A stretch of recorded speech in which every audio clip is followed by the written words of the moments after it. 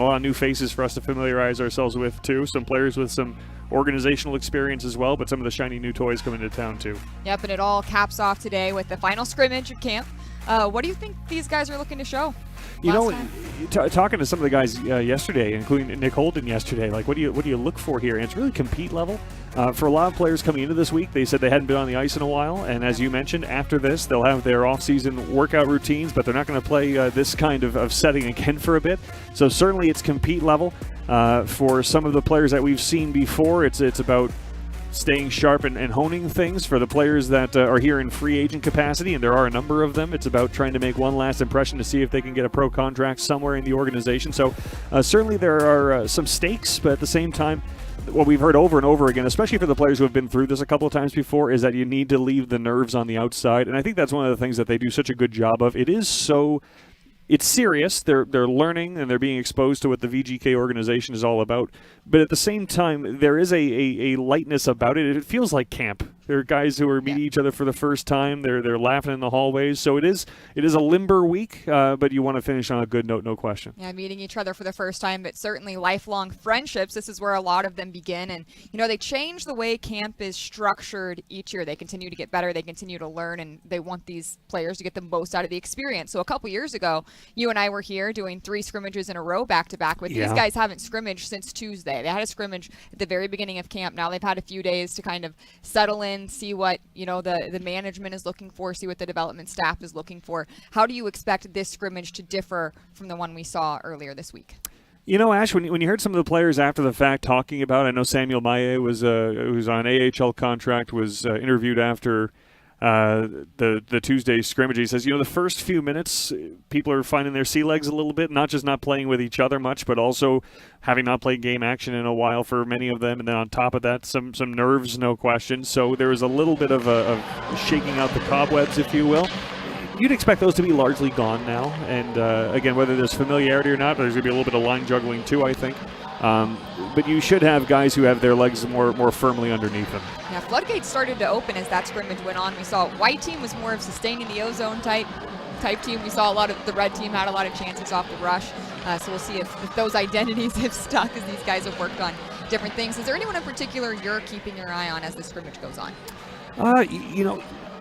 Some of the names that management is excited about, fans are excited about. There are a couple of guys like Matthias Sapovalev, Ben Hemmerling, who look like they're ready to make the pro jump. They are expected to play pro hockey this season, so you want to see them. Matthew Cataford is a player who had an unbelievable season in Halifax. He's going to be playing in Rimouski next season. He was the Quebec League's MVP.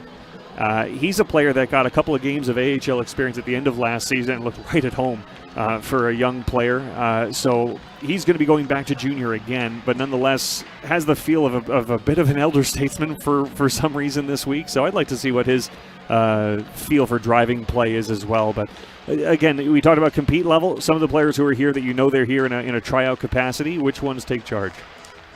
As far as the rules go, what you're going to see here, it's a stop-clock scrimmage, 3 periods, 3 20-minute periods. Believe we're still not going to be seeing any power plays or penalty kills. Maybe some penalty shots if anything is egregious. Yes, that was their stance going into the week, so we'll see if that sticks here today as well. And just a reminder for those of you who weren't with us on Tuesday when Ash was here with Dan Duva or have not been able to attend some of the practices this week, just to give you an idea of some of the big names on each side. Team Red will have Matthias Sapovalev and Ben Hemmerling. They're going to play, it appears, on the same line along with Trent Swick, who was a 6th-round pick earlier this month. On the back end, Christopher Setoff, a name to watch for sure. The development staff had a lot of praise for him this week. Carl Lindbaum and Cameron Whitehead among the goaltenders on Team Red. On Team White, some veteran presence. Jacob Brabinitz, Jakob Demick down the middle, Matthew Cataford, Lucas Van Vliet, a 7th-rounder from this past draft.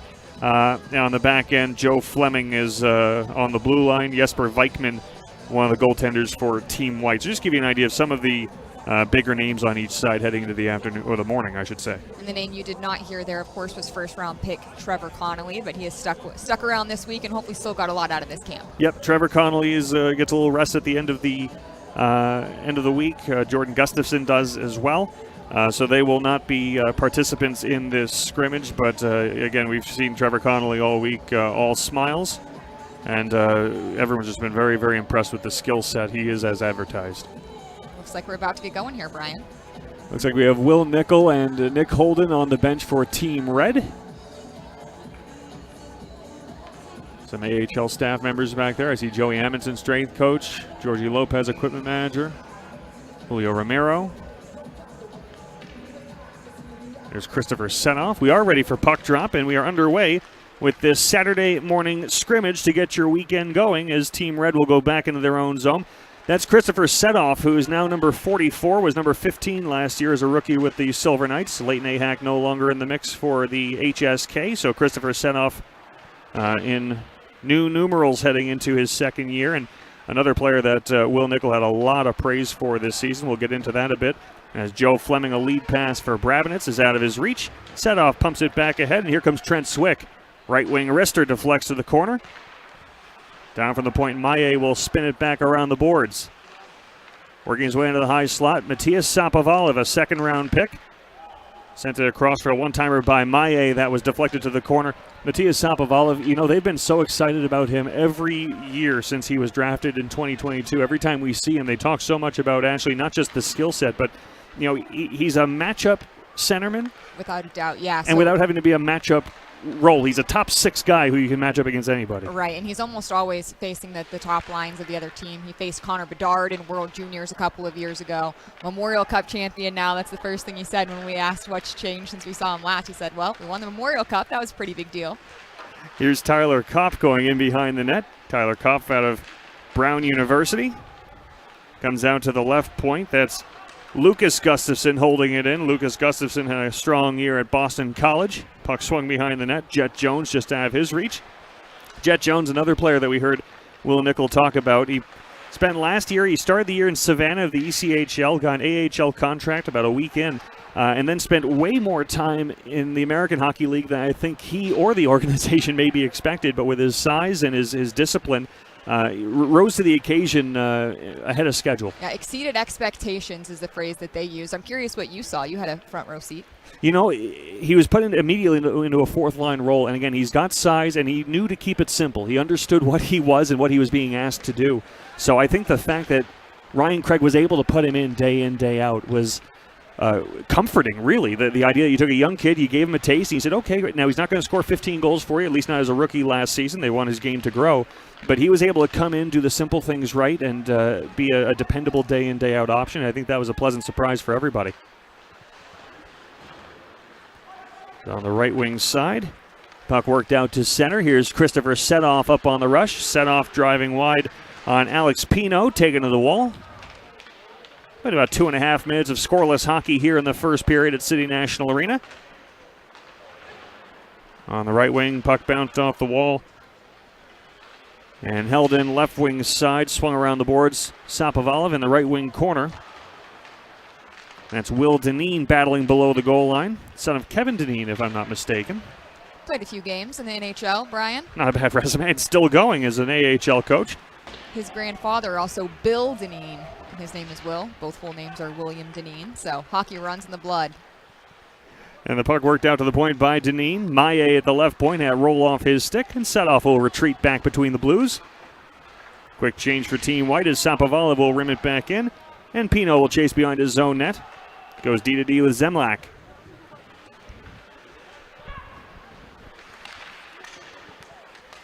Neutral zone bouncing puck. Collected by Jet Jones. Gets it back over the blue line, but unable to advance. He's stuck outside the line. Now he'll just rim it deep as it skips over the stick of Jesper Vikman, who has the start between the pipes for Team White. Below the goal line, loose puck picked up by Connor Milburn. He reversed it back behind the net. And Zemlak will put it off the near glass and out to center. Vikman's another guy. Played more time up than anticipated last season. And you just look at the goaltending pipeline right now for the Golden Knights. Future is bright. Down the other end, Cameron Whitehead has the start for Team Red. A tremendous season last year at Northeastern, a Beanpot champion. And there's no shortage of goaltenders in the organization. Isaiah Seville as well. Carl Lindbaum looks like he's ready to come over. As a shot from the right wing was steered away. There's a puck out of play, whistle, stop play. It's very noticeable going into each draft, this one included. They want to have goaltenders constantly in the pipeline, constantly having depth options there. And it's working out for them. I mean, Vikman's an example. They didn't expect him to play as many games in Henderson as he did, but he got a lot out of the experience. He was even talking technically, how things are different for him now after having that experience. He's learned that he has to play a little bit deeper in the crease. That's something technically, mechanically that he's getting used to still. But, the growth is there and everyone's getting opportunities, different levels, different ways. Vikman with a glove save on Tyler Kopf. Long shot from the point. You've said how Vikman has had to adjust technically. We heard Carl Lindbaum use that word too when players talk about why they like working with Sean Burke and where the strengths are. And technical work is what you hear most often, I think. Yeah, and they got to work with the Vegas Golden Knights coaching staff early in camp, including Sean Burke, and that's something that Carl Lindbaum said. We talked to him about, why do you think Sean Burke is so good with goaltenders? What is it? Because you hear people call him the goalie whisperer, and he said it's crazy. He'll just see something, and he'll give you just a really small thing, and all of a sudden your problems are all fixed just like that, snap of the fingers. So Jesper Vikman again spent about half the year in the AHL, bouncing back between Henderson and in ECHL Savannah. Mostly battery mate with Isaiah Seville, who was a participant in development camp last year, not this year. Seville joined the team or was back from injury in December last year. He had his first NHL call-up as well over that season with all the injuries. Going back on the puck was Kamek, flipped it out to center. On the right wing side is Simon Pinard. Got in the right wing corner. Played back down the wall by Braden Bowman. Now a hit on Kamek knocked him down. Chance for a break, but the lead pass was just out of the reach of Stanek, and Team White turns it the other direction. We mentioned on Tuesday in the early going we saw a little bit of wide open just because, again, the little bit of cobwebs being shaking out, but Team Reds had the better possession in the early going, Ashley, but structurally it's been a little calmer this morning. Without a doubt. And this is where, like you talked about, guys start to settle in, and a huge part of that is working with a guy like Will Nickel on a daily basis, who is a calming presence for these players, there to answer any questions that they have, there to calm the nerves. Puck dump behind the red net. Jet Jones overskated, had it stripped away. And a chance at the side of the net. A pass in front intended for Uchaz went underneath his stick. And Jones able to recover and get out to neutral ice. Jones, a bouncing puck, had stripped away. Carried ahead by Kai Uchaz on the left wing side. Cuts to the middle. Trying to get some help on the second wave from Alami, but it didn't work out. And Uchaz will circle back to his own blue line to control again. Another on the rush. Again stood up at the tops of the circles. Fired in deep. You also expect, Brian, even at this point, to still be some cobweb. You don't expect people to gain instant chemistry in, just a few days that they have here in camp. But we talked to Bruce Cassidy earlier in the week just about what NHL staff looks for in these camps, and he said it's the pace of execution. Not anyone. I shouldn't say that. You and I could not do it. But any of these players can, do things slow. It's a matter of, can you execute at the pace that's needed when you're surrounded by this elite talent? Hey, I can get tired just as well as anybody else. Here's Team White on the attack. Working it down below the circles was Milburn. He was stripped of the puck. It's flipped down. What's interesting, too, you mentioned Bruce Cassidy and his staff here the early portion of the week. The most exhausted that you've seen anyone during this camp was Monday. As a nice splitting of the defense on the rush. Team White has the lead. Great individual effort. Kamek working his way down, and Team White strikes first.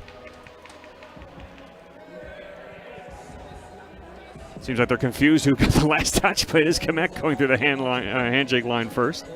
But what's interesting, Ashley, is on Monday, players were tired. And part of that is, okay, first time back with a hard workout in a while, but the other part of it was they said this is a VGK practice. It was, and that was the first day that they were on ice. They run it like a VGK practice. They run the scrimmage that day the way that they would a VGK game day. They had a little bit of a morning skate around the day before, and it's kind of an eye-opener. And it's also a really cool thing that not every organization does. For starters, a lot of organizations have this camp, 3 days. This is 6, so they really get a chance to settle in, learn early, not only about the on-ice portion, but what it means to be a Golden Knight off the ice as well. And not every team includes their NHL coaching staff in this camp, so it's an invaluable experience for these players, and something Bruce Cassidy says, I wish I had that when I was coming up as a young prospect. Pino dumped it in. Leslie slung it back out. There's a pass down low. Sapovalov had hop over his stick. Left wing corner. He'll work below the goal line still. Pass in front. Quick chance from the slot for Tyler Kopf. That didn't connect.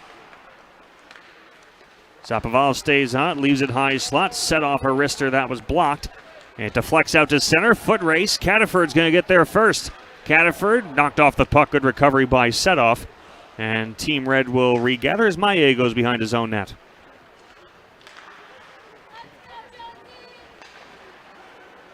Fleming with a defensive play at his own blue line. It'll come right back to him. Joe Fleming goes back behind his own net. Joe Fleming spent the season, the vast majority, in ECHL Savannah. Left wing shot by Simon Pinard. Looks like it rang off the post. Quick turn the other way back into the zone. Jet Jones on the left wing side. But Joe Fleming, his reputation when he came into this camp and entered an NHL contract, but it was as a rough and tumble type. He still absolutely has that, but he's added a lot more to his game. Yeah, without a doubt. It's a name that I'm sure we'll talk about a lot as this scrimmage and this stream goes on. But honestly, one of the stories that's incredible out of this camp, like you mentioned that there's a lot of free agents out there today, and he was a free agent at this camp just a couple of years ago, signed an NHL deal, and now is what they say universally loved around all of these locker rooms, whether he's been in the ECHL, the little bit of time that he was called up in Henderson, which we'll talk about for sure. But that's something Nick Holden talked about yesterday. He said it's always good if you have to reel a guy back. It's better to have to reel a guy back than to try to get them to do something. And they feel like they've gotten a good balance where he still plays that game, but he's able to manage those emotions a little bit more. I wonder if you've gotten this feel, Ashley. We're halfway through the first period, 1-0 Team White on a goal from William Kamek, free agent of Prince George. Here's another look for Team White, and the wrister by Uchaz is eaten up by Whitehead. He'll hang on. I wonder if you get this feeling. We're a few years removed from pandemic life, but it's weekends like this where the lingering effects of it, you still feel a little bit. The last couple of years, we were still talking about players who are having their first true development camp experience. Yep. This year, you have players that are going through their second, going through their third. There's some experience there. So when you hear players talk about minimizing the nerves, that's human nature, and that is a factor for some players, no question. But it doesn't feel like there are a lot of nerves. This feels like a little bit more of a veteran camp than it did last year. It does, and a lot of these players have gotten to know each other, so they're comfortable with each other. Maybe that chemistry is already there as well. And then you're seeing a lot of guys want to show leadership qualities that they haven't been able to show previously, maybe because they were in their first or second year of camp. Now they're in their third. That's something Jakob Demek spoke to specifically as well. Jakob Demek coming off his rookie season in the AHL last year with the Silver Knights. Back in his own zone, Gustafsson lifted out to center, just out of the reach of Ben Hemmerling, who will chase it down. Ben Hemmerling coming off a fantastic season with Everett of the Western Hockey League, 91 points, and he looks to make the pro jump this season. Led his team in postseason points and goals this year. Can play center, can play wing, has played every position on the power play over the last couple years, including the point, usually the flank, but certainly versatile. Lead pass hopped over the stick of Kopfil, chase into the near corner. I wonder if maybe I'm just reading into it too much. Left point, Maillet. Do we have different coaching styles on each bench? Obviously, it's the same systems they're teaching, but I'm seeing a lot more below the dots from Team Red. I'm seeing a lot more attempts to carry it in by Team White. Yep. And Team Red doing a good job challenging the blue line thus far. Stockfish lead pass. Cataford breaks it. He scores! Matthew Cataford with a quick release from the left side, and it's 2-0 Team White. Well, carrying it in works. Another guy you talked about. played just 4 games with Henderson when the season ended.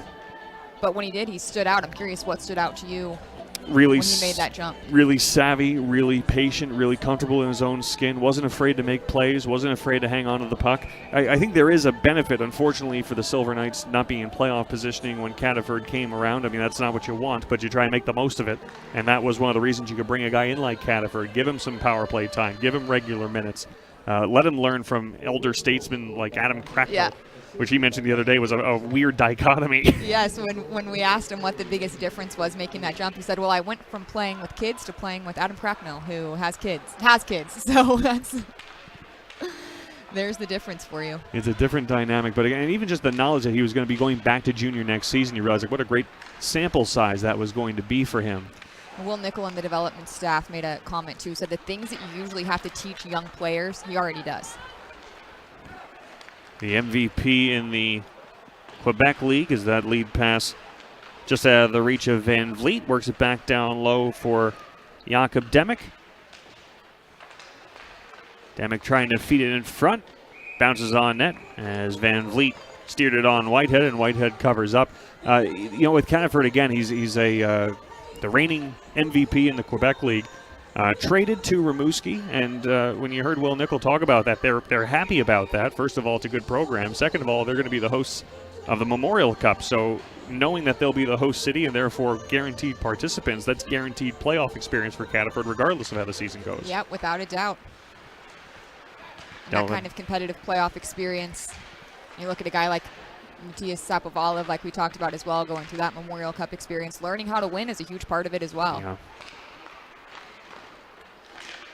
Whitehead with a good stop on the shot by Uchaz. You can also, just hearing Sapovalov this week talk about another wrist shot on a turnover. Shane Smith got on goal, kicked to the corner by Whitehead. Hearing Sapovalov talk about the Memorial Cup, just how important that was to him, how proud he is of winning that tournament, let alone what he did during the regular season and internationally. He holds the Memorial Cup up to that high standard too. As he should. Left wing side, Shane Smith leads it ahead. Here's a 2-on-1. A shot from the left wing by Kamek was kicked away. 2-0 White, Kamek and Cataford with the goals for Team White. We're late in the first period. Neutral zone turnover. Harrison Scott got it in deep for Team White. Down from the right point. A wrist shot and a save by Whitehead on Connor Milburn's release, and he'll hang on for the whistle. Got a little physicality going. Some guys wanting to make their last impression. And, just realistically, guys have been on the ice for 6 days. Yeah. You make lifelong friends, you have a lot of fun, but you've been going at it for 6 days.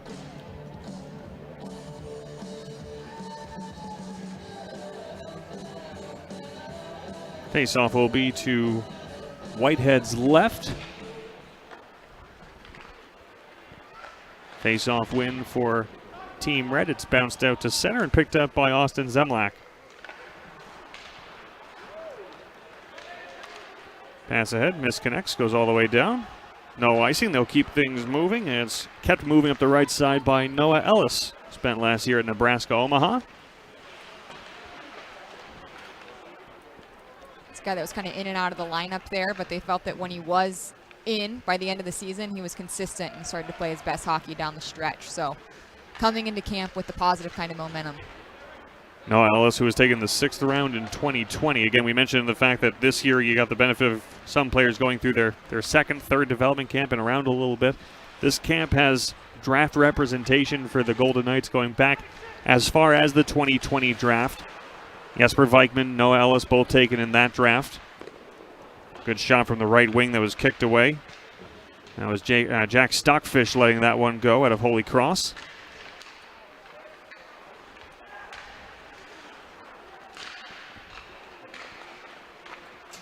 Another release from Stockfish. Bounced back to him. A third try, Stockfish. That was kicked away. Stockfish with 25 points in 32 games last season for Holy Cross. Another free agent.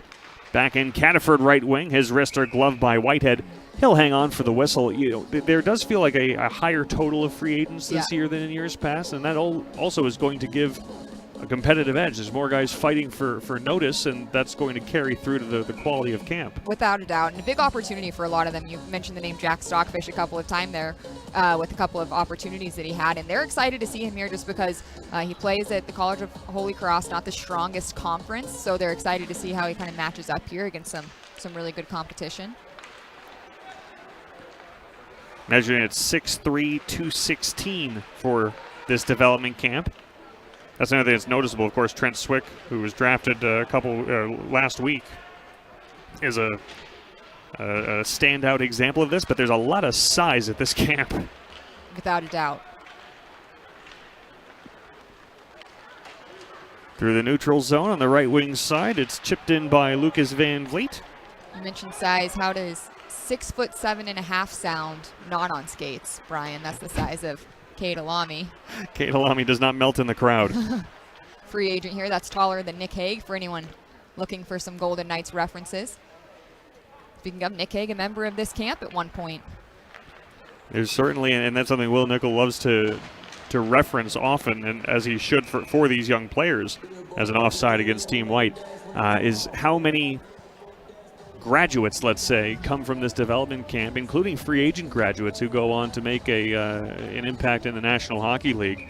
And it's not a lesson that needs to be for these free agents. They don't need to be hit over the head with it, but it's just flat out true. There's real opportunity for young players coming in and try to make an impact this week. And you wonder how all these other free agents, I mean, you have a guy like Joe Fleming here in the camp with them still, who was a success story out of this camp as a free agent. You wonder what impact that makes.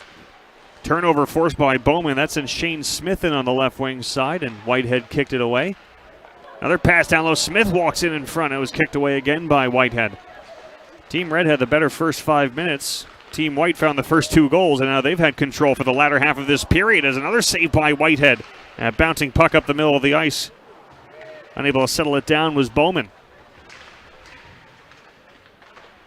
Braden Bowman, a free agent out of Guelph. Over 70 points each of the last 2 seasons for Guelph of the OHL, and he was a player that was particularly highlighted by Will Nickel amongst the invitees that they are very, very impressed with, and we're very happy to get him into camp. Yes, without a doubt. Gustafson moseys ahead, pass out to center, off a body and all the way down. 2.5 to play, first period, 2-0 Team White. Good energy on a Saturday morning. Hammerling able to hold in at the blue line. Cade Alami will go D to D. And there's room to roam out to center for Artur Cholach.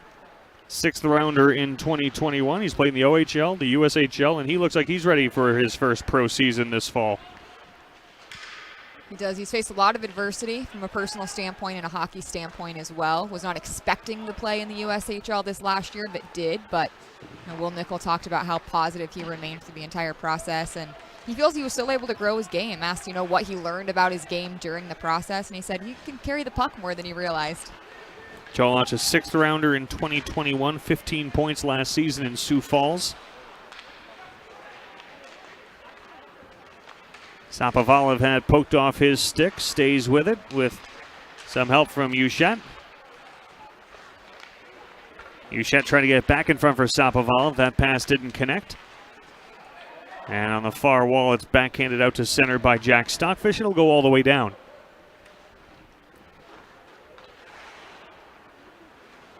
Christopher Setoff, pressured by Jacob Brabinitz. Threw it to the near side. There was no one there for Red.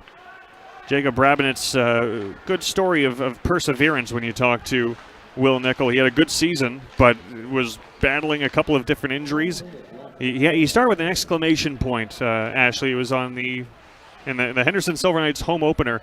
He had the William Karlsson style between the legs goal that got everyone's attention. Yes. And the next week got hurt. It was about a month before he came back, and it was always trying to weave his way through getting dinged up here and there, but he finished the season real strong, and they were really pleased with the maturity that came through as he navigated that. Yeah, I'm sure you saw it firsthand, but Will Nickel talked about how he, was playing higher in the lineup than he probably would have because of the injuries. Good save by Whitehead on Jakob Demick, who experienced some similar navigating last season and also saw his role expand. But for Brabant, it's absolutely, especially in skill settings, was getting more opportunity late in the season. And you remember just talking to Bob Lowe's, this is going back a couple of years now. Both Brabants and Demick, who were both drafted in the 4th round in 2021. They are both very, very close. But both of those coming out of a COVID year where, of course, scouting and evaluation was a little different than any other year. They thought both of them in the 4th round were steals.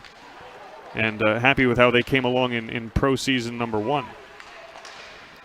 Fleming from the right wing, a shot that's blockered over the glass by Whitehead. Another whistle.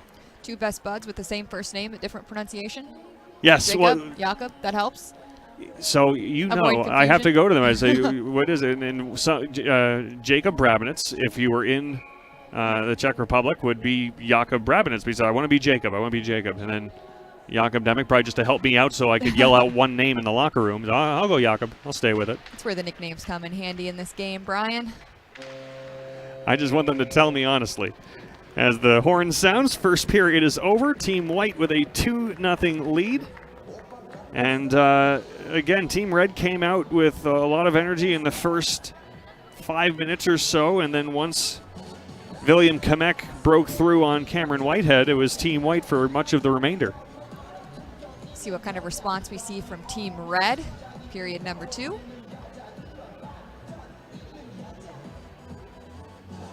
Well, actually, we talked about it to start the show, but again, just to delve into it a little deeper, the goaltending situation. Jesper Vikman not tremendously busy for the latter half of that period, but you've got Cameron Whitehead coming off a tremendous season at Northeastern. Carl Lindbaum, we're also probably going to see today for Team Red. He looks as though he's set to come over after a couple of years of pro hockey in Sweden.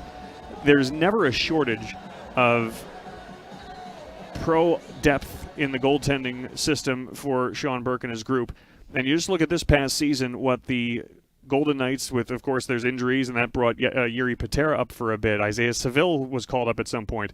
But right now, if you look at what the system has, you have Isaiah Seville, you have Jesper Vikman, you have Carl Lindbaum, looks like he's ready to come over, and then you have Cameron Whitehead still working in college ranks. You're a couple years from him coming up. There always seems to be a decision of, okay, we've got 2 viable goaltenders in every spot. There isn't as much need to go searching. That's the best problem to have.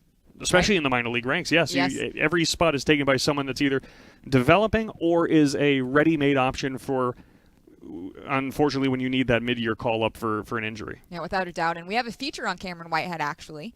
We're going to take a look at his journey to winning the Bean Pot. But before we get to that, I want to also talk about just what it must mean for these players to have a guy like Nick Holden as part of their development now at this point. Former Vegas Golden Knight, of course. I got to talk to Nick a couple of times last year during the season, his first year in the role, and he talked about how it was a bit of a learning experience for him as well as it is for anybody the first year of doing a new job. But you talk to Joe Fleming, you talk to Christopher Setoff, and just how important it was to have someone like that they could bounce off of. And again, when they're having a lot of these conversations with Will Nickel, there is no more relatable a person than Will Nickel. Yeah. But Nick Holden falls into that exact same kind of mold of being someone they can talk to, someone that can give them advice, but do it as almost it feels like a peer-to-peer level. So, I mean, I know Nick really enjoyed this past year, and I know that in the first year there was a handful of defensemen that he was specifically working with, specifically focused on, and it's not surprising that every single one of those defensemen was ahead of schedule by year's end in terms of development. Yeah, without a doubt, and he spoke to the media about all of that and more yesterday. Let's take a listen. How was your first draft experience on this side? It was actually my first draft experience ever, so it was I don't know, I thought there'd be more excitement and stuff, and so it was a little slow and boring at times, but for me, it was just cool to be there. Obviously, the Sphere was an amazing venue. So I saw it on day one, we had kind of everybody in a suite, and then the day 2, we were down in the crowd area, so it was fun. What's it been like the last year for you? You're kind of a year into your role here. Yeah. Just what's it been like as you've been doing your thing for the last year? Yeah, it's been amazing. It's been truly a blessing where I get to step out of playing right into this kind of role. I think as I continue to do it, the relationships form with the kids that I'm working with. with the guys that I'm working with. And that makes what me and Will do our job a little bit easier when you have a better relationship, because then you can get information from them without asking them a bunch of questions. They trust you a little bit more. And so a week like this is huge for me, where I get to be around them, kind of joking around with them, and lighter side of stuff where you can still talk hockey, but you can also talk about personal stuff and just really start to develop the relationship. Who are some of those guys that maybe you saw from last year that have kind of taken that leap, especially on the defense side? Yeah, I think for me, working with the D, it was like Ellis, Weebs, Karki's not skating, but working with him, Seds, Flammer, like all those guys, the more you work with them, they're all wanting to get better and learn. And so anything you're giving them, they're trying to apply to their game or to their life. And so for me, that's the best part, is like, we want you to be in the NHL. We don't get to decide that, but we can help you as much as we can. So. What have you seen as far as the development of Fleming? Just, he always brings such a physical aspect to his game. He's always in the scrums like that. He always plays hard. Yeah, so for me, it's always better to have to bring somebody back, rein them in a little bit, than try and like get them to do something. And he'll jump up in the play. He'll try to be offensive. He'll be physical, tries to defend hard. He does everything to the max. And so now it's just about like, okay, your game is going to be more tailored to this style. Let's try and, so a lot of stuff we were trying to bring was like control to his game. So you don't always have to try and make a big hit every shift. If it presents itself, do it. You can do it. But you don't have to go looking for that. Or you don't have to jump up in a rush every single time, right? Just more pick and choose your spots so that you can play a very consistent game and play your style. Nick, are players always open to that tailoring, or do you have to convince them sometimes that what's going to be best for them? Yeah, I think there's going to be some convincing, especially, like I said, I don't have that real good relationship with them yet. And so once you just start that, the trust comes when they maybe apply something and it works. And then they're like, okay, this guy, kind of, what he's giving us actually might help me. And so I think, again, these weeks are great. I'm out on the ice with them during practice. It's like, hey, try your stick here, or put your feet this way. And they go do it and they're like, oh, that worked. Or they struggle with it and they're like, ooh, that's uncomfortable. The more you do that stuff, the more you talk, hopefully they just start to try and apply stuff. Is there a mentor you can think of back to your younger player days that maybe you try to emulate now, or maybe a piece of advice that you were given that's kind of a universal piece of advice that you give to young players? I think for me, it was Tyler Wright was player development in Columbus. And so just the way he interacted with me a lot showed me how to try and kind of interact with these guys. I think as a player coming into the NHL for the first time at 25, it was like I watched the older D-men that were around me, and guys that not just older, but like old at that time. So Corey Sarch, Jan Heda were guys that were 35, 36 and still playing. They weren't the fastest guys. They weren't most skilled, but they were playing in the NHL. And so you just watch them, and it's just like their routines and the way they always were consistent with what they were doing was probably the biggest thing. I think too, just controlling what you could was a big thing. You watch them and they might get healthy scratched, but the next game they're in, they play really well. And so just having that consistency, no matter what the outside influence was kind of big. This whole week of developing camp, obviously great for you guys to get together and be on the ice, but this is a quick week. Tomorrow's scrimmage. It's a grand finale for us, but for the hockey ops side, what do you guys look to take from it? I think this whole week, you're obviously evaluating a little bit, but it's just a lot of it is trying to get some teaching points in on guys. Some of the free agents are more of an evaluation. A lot of face-to-face is what this week's about. Showing guys what the Knights organization is, showing them how we run kind of the back here, where training and eating and all that kind of stuff, that we're taking care of all that so that they can worry about hockey. Obviously you want to just see you guys compete. I know it's the middle of summer, but for guys to come and play hard and work as hard as they can, that's always good to show management. And how important is it? Because everybody's kind of at a different, I think somebody's at a different level in their development. So sometimes everybody just wants to compare with everybody, but it's important that, you know, some guys may not be as further along as others in their development. So how important is it to kind of rein in some of these guys and just realize it's okay that you're not as far along as this guy, you know, because you're much, you know, you're just starting out in your career. This guy's played in college, has already played in the AHL. You know, That's huge. This development camp, like you got guys that are just drafted, still playing junior hockey, to guys that have played a year pro. It's a huge gap. And so I think the biggest thing is, if they are feeling any of that, just try and talk through it with them. I haven't heard anybody kind of voice that worry. in general, maybe if that's an issue, maybe, you know, people may feel overwhelmed that they're trying to, so somebody's already. Yep. You know, I think it's good. I think as a player, you're always trying to push yourself, right? And so, oh, this guy's played a year pro hockey. This is what it looks like. Kind of when I was first coming up and you're watching these older guys, right? And so I hope that they take it more as like a help, right? You're learning, watching these guys. They might be better than you, stronger, but you can see what they're doing, kind of emulate what they're doing, so that when you get to that point, you're doing the same thing, right? These guys can not only lean on this week, but also as this entire season goes on. That's something that, you know, this organization is really, really good at, especially Will Nickel, Nick Holden, the list goes on and on. But if people who are resources for these players throughout their season, it's not just come to Vegas and then peace out, we'll see you next year. And what Nick kind of touched on, that I think sometimes we even gloss over a little bit, as we talk about how beneficial this week is for the players, and of course it is, for the staff too. There's, as much as, I mean, every time I see Will Nickel in the hallway, I feel better, but it's not a Midas touch. They're so good at helping these players, but it's because they put so much work into knowing how to help these players. Right. So especially it's the personal connection. Especially for the most recent draft class, who they just met a week ago, they got to spend this week spending as much face-to-face time as they can to find out, okay, how do I help you? Who do you need me to be to give you the tools to have success when you go back to college, when you go back to junior, wherever you're going to go? So it's very important for the staff as well.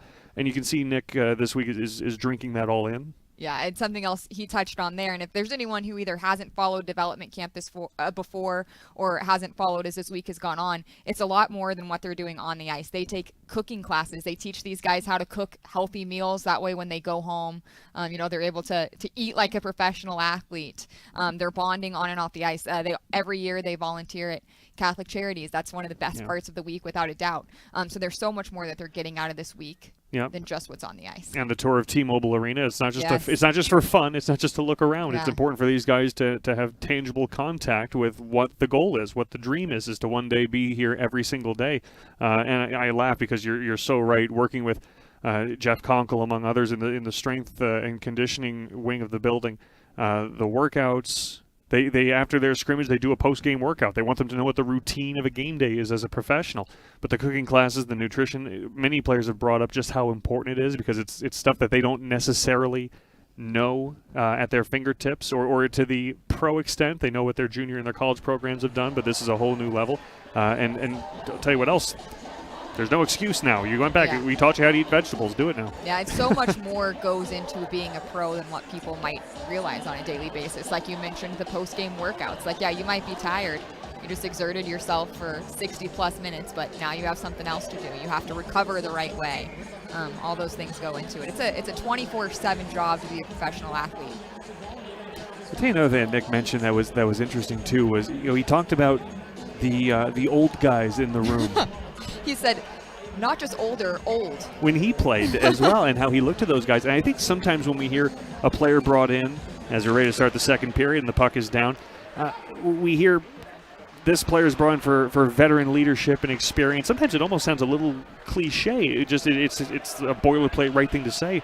When Nick talks that way, you realize, no, it's important. These young players really do need someone to watch, and it's not just how they work a breakout. It's not just how they quarterback a power play, or again in their older stages of their career, you know, how they perform on the ice. It's literally preparation is so important, and it's so valuable to have someone that you respect and to watch them. We talked before about how Matthew Cannifer, just a couple of weeks with Adam Cracknell, was able to recognize, okay, this is who I need to be going forward. And the best way to soak that in is to see it in action. And it's someone who was there not too long ago in Nick Holden, right? Yeah. He's been in the NHL locker rooms not long ago, so he knows. Jesper Vikman still in the net for Team White. Believe that Cameron Whitehead is still in for Team Red as well, but we'll confirm that for you when it goes down the other end. As you've seen on your screen, we are in the studio. We are not out on the ice. Staying nice and warm in Studio 31. It's colder than you would think, though. Ryan, I will say that. Here's a breakdown. Team Red breaking in, and Team Red is on the board as Tyler Kopp, off a turnover on the breakaway, makes it 2-1. Well, we mentioned that Team Red had the better energy out of the gates in the first period. They get the first grade A chance of the second, and Tyler Kopp out of Brown University connects. They described him as smart and big, but with soft hands. So, fitting the bill. Confirmed. Tyler Kopp on the line with Jet Jones and Mikhail Huchette. Huchette, the free agent from the Quebec Ramparts program. Here comes Koff again. He'll rim it around the boards. Near side Van Vliet able to chip it to the middle. And a headman pass for Cataford was just out of his reach. It'll come back to him, and he'll swat it into the red zone. Jones will chip it in deep, going back into his own zone on the puck was Zemlak. Quick shot from the high slot by Stanek was shouldered away by Vikman. At the point, Leslie pressured along the far wall, lost it to Brabinets, and Brabinets will stretch it, goes all the way down the ice. And no icing again, keeping the whistles to a minimum this weekend, letting these guys get their legs going. Gross on the right wing, his wrist shot, and he scores. Tyson Gross from the right wing sneaks it underneath the right pad of Jesper Vikman. And bang, bang to start the second period. Team Red has tied it up at 2. Maybe a big pep talk at intermission there, Brian. Let's see again. Team Red, that's the Will Nickel bench. So it probably wasn't a fiery talk. It was probably a heartwarming, endearing, you can do it. Believe in yourself kind of talk, for sure. So Tyson Gross, another free agent out of St. Cloud State. Something that stood out to the development staff, scouting staff, hockey operations of the Vegas Golden Knights last year that made them interested in him is that he showed up in big moments. There he is with the game-tying goal. Jacob Matthew driving down the right side, one-handed one through the goal mouth and out the other side. 2 goals in 2 minutes to start the second period for Team Red. Down from the right point, Masden Leslie took a shoulder. Fleming will stretch it out to center. It just hopped over the stick of Simon Pinard. Pinard left wing corner, curls away from traffic, back to the blue line Cholach. Now Pinard again. From the high slot, Pinard sends down low, and that was deflected just wide. As the chance down low, that was Bowman going across the front. Bowman battling for it again. Good forecheck work by Braden Bowman. Yakademic, a sharp angle backhander went across the goal mouth. It is Whitehead still in net for Team Red. As Cholach will regroup at his own blue line. Here's Van Vliet on the left wing. Fanned on it, got back in front. It's in the goal mouth, and it's kept out by Whitehead. The rebound put home. Kai Uchaz staying with it. I believe he was the one who had the final tap. As it was a great effort by Lucas Van Vliet, keeping it to the front of the net. And I'm not sure if it was Uchaz or Van Vliet who had the final slam dunk. You can see Whitehead was swimming, trying to find it behind him. But Team White answers back. Like you said, the work of Van Vliet getting it going, and recent draft pick of the Golden Knights. And he is an infectious energy. He has an infectious energy to him. He told people that Will Nichols become his best friend in the 1 week that they've known each other since he was drafted. So that was a very wholesome moment. But just the excitement in his voice, on his face, anytime he's talked about the experience. Heavy collision behind the net. That was Cade Alami, got tangled up with Sloan Stanek, but Stanek pops right back up, so... It's a big body to get tangled up with, Brian. Everyone held their breath for a moment, but everyone's laughing on the bench now, so he looks like he's doing okay.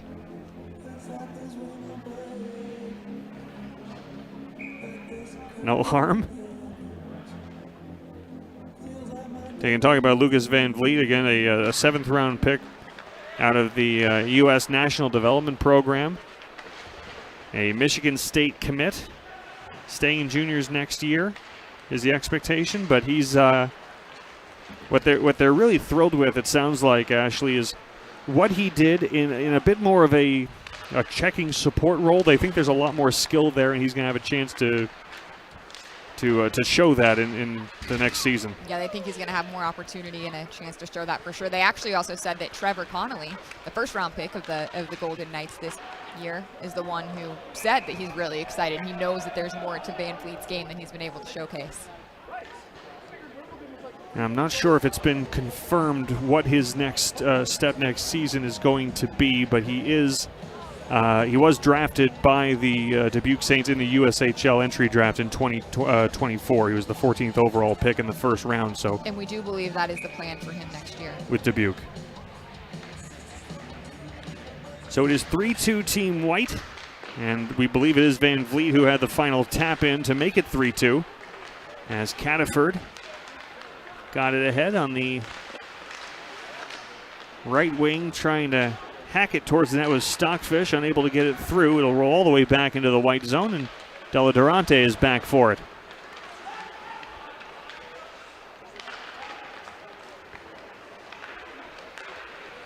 Brabinet's at center over the red line. The blue line of Team Red. That's confusing. Pass back for Della Durante, poked away from him. And here's a break the other direction for Kopp. He tried to flip it ahead for Ushett, but that was broken up, and here comes Team White the other way. Brabinet's a wrist shot, and that sailed over the top of the net. 5 minutes gone in a very active second period. 3 goals in this second period already. Pennard with a takeaway.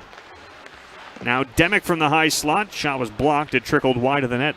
Simon Pennard was on AHL deal last year with the Henderson Silver Knights.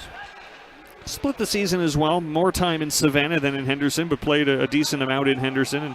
And they see a lot of promise and a lot of talent. And you heard Will Nichols say earlier this week, what they keep telling him is shoot the puck. Yeah, and I was going to ask you what you see out of his shot. He has a tremendous release, and I think for a young player, and he was a Canadian university product, so he was a little older than other rookies, but there definitely was a little bit of, understandably, deference, I think. He wanted to make sure he was facilitating the more experienced players, but he certainly has the talent and the release. And speaking of a release, that was a rising wrister that came from Tyson Gross, who has a goal in the period already, but couldn't find Twine there. But I'll be interested to see what Pennard, what his approach is in year 2, a little more under his belt. He's one of those players that looks a little more confident, a little more comfortable in his own skin at this camp. I think they'd like to see him take charge offensively like he did in Savannah.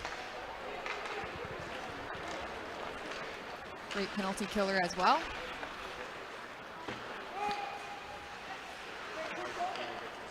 Team Red will handle. Christopher set off behind his zone net, under pressure, turned it over. Taken away, Shane Smith feeds the blue line. Long shot from Alex Pino was kicked to the corner by Whitehead. As we're getting closer and closer to the midway point of the second period, when I would think it's likely we might see goaltending changes on both sides. That deflected up into the Team White bench. Tell you one player that had a tremendous rookie season, a free agent who was signed to an NHL deal last spring and spent the entire year with Henderson, was Christopher Setoff, who I think at the start of the year, any player who's a rookie coming in, there's always that question in the beginning, okay, are you going to be an AHL regular? Are you going to need a little bit of ECHL seasoning? I think that same question existed for Christopher Setoff, and I think that same question lasted about probably 2 or 3 weeks before they said, we can't send this guy anywhere. He was playing with Jake Bischoff regularly right off the top, and steady, that's what I call him, just the composure in his game, you would never know he was a rookie the way he handled himself last season. And you've drawn Zach Whitecloud comparisons from the hockey operations staff. I'm curious, do you see similarities there? I do, and you know what's interesting is Setoff didn't score a goal last season, but he has tremendous offensive accolades from his time in juniors. He was another player who was injured last year. In the spring, he missed a little more than 6 weeks, but he worked hard. He got back ahead of schedule. He got back in for like the last week of games, and I said, why did you push yourself? He says, well, I pushed myself so I could play a game before October. You want to get back out there just to get a couple more reps in. But he is so dependable. He's so composed with the puck, especially in traffic in his own zone, makes a good first pass. So I think those are good comparisons. And, you know, we've talked about this as well already this morning, actually, but how during this camp they use case studies. They use examples of players who have had free agent opportunities, who have come to this camp and have made good impressions. And we hear Zach Whitecloud's name all the time as a player that these guys should emulate. On and off the ice, for that matter, when it comes to Zach Whitecloud. Few better role models out there than him. Hemmerling into the zone, gave right side for Sapovalev. Again, Matthias Sapovalev and Ben Hemmerling, very likely North American pro factors for the Golden Knights. We talked about Sapovalev in his Memorial Cup. He did say he's been trying to put on weight and muscle, and he said playing that deep into the year made it a little bit difficult for him to do that. Wish we all had that problem, Brian. Well, no problem here. I'll give him whatever he needs. I've got it to spare. Here's a look from the slot that's whipped just wide off the stick of Sloan Stanek. You know what's interesting for players, you know, you hear when you're talking about them trying to put on weight at this age, and you're expecting some technical answer. Yes. It's not. It's eat. Yeah. I'm eating a lot. Now, of course, yes. they're not eating Twinkies, but they're eating a lot. And it's a lot of time in the gym. It's not easy to put on that good kind of weight. The bad weight, easy for some of us. Very, very easy, especially in season. I can't keep it off. But again, it's just so interesting that as an attack, Pinard, a backhander and a save made by Whitehead. He'll hang on with 9 minutes gone. Second period, 3-2 lead for Team White. You'll ask Sapovalev, I think he kind of alluded to this literally. It's like, well, what's the hardest part? It's the eating. It's not the lifting program. It's not the workouts. It's literally like sometimes I'm given a plate of chicken and I just don't want it. Yes. That's, again, the sacrifices these young men have to make. Yep. Eat the chicken. Off the face-off, shot was whipped wide by Van Vliet. Bounces out to center, and Smith will slide it back in. Setoff goes behind his own net to pick it up for Team Red.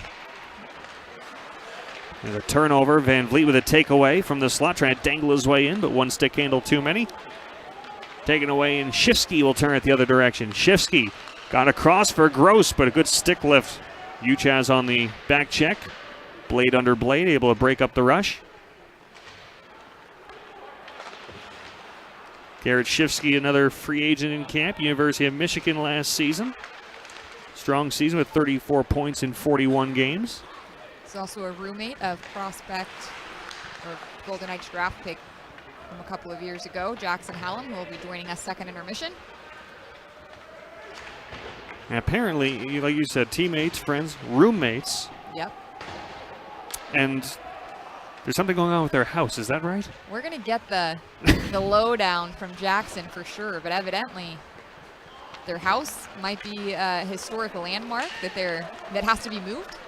And not a historic landmark for the very fact that they live in it, I suppose. Harrison Scott on the break. That was fought off by Whitehead. Left point, Della Durante, a wrist shot. Blocked, came right back to him. Now Della Durante again, left circle a shot, but that was deflected away. Good reach in at the last moment by Will Dineen. He'll stop play with 9:40 to go, second period. And it looks like we're going to get our goaltending changes right now. You can see Cameron Whitehead's feet go past you in your screen. So Whitehead being replaced by Carl Lindbaum, and I believe Leonard Neese is going to come in for Jesper Vikman. Will confirm that when the camera turns in that direction. But Carl Lindbaum, again, had a terrific season last year in the Swedish Elite League, won 17 games, a .212 goals against average. And again, when you look at the situation of what the organization has right now, Vikman, Seville, maybe Lindbaum is looking at Henderson next year, maybe he's looking ECHL, it's hard to say. The one thing that is interesting, though, is that, first of all, the Golden Knights, I think, use their ECHL affiliate as possibly better than anyone. There are players who are in some organizations, players might be a little hesitant about going to the ECHL when they hear it on their first day. Not the case with the Golden Knights. Players enthusiastically go down there. They know why they're being seasoned in the ECHL level, and that is especially the case with goaltenders, where they know they're going to have maximum reps. And goaltending, always the area where it takes more time to develop anyway. And it also helps when you have a guy named Will Nickel being the one to explain to you why you're doing what you're doing. That's where that trust goes so far. As first save of the morning for Leonard Neese. Out of a draft-eligible invitee to camp.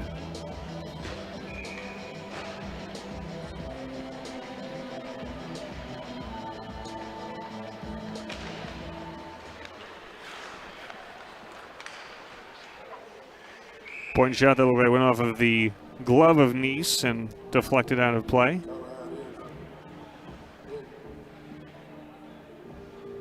Worth mentioning also, Ashley, when we talk about what Will Nickel does for development, what Sean Burke does with all of these goaltenders, another really strong track record of developmental success for goaltenders, what Fred Brathwaite has done.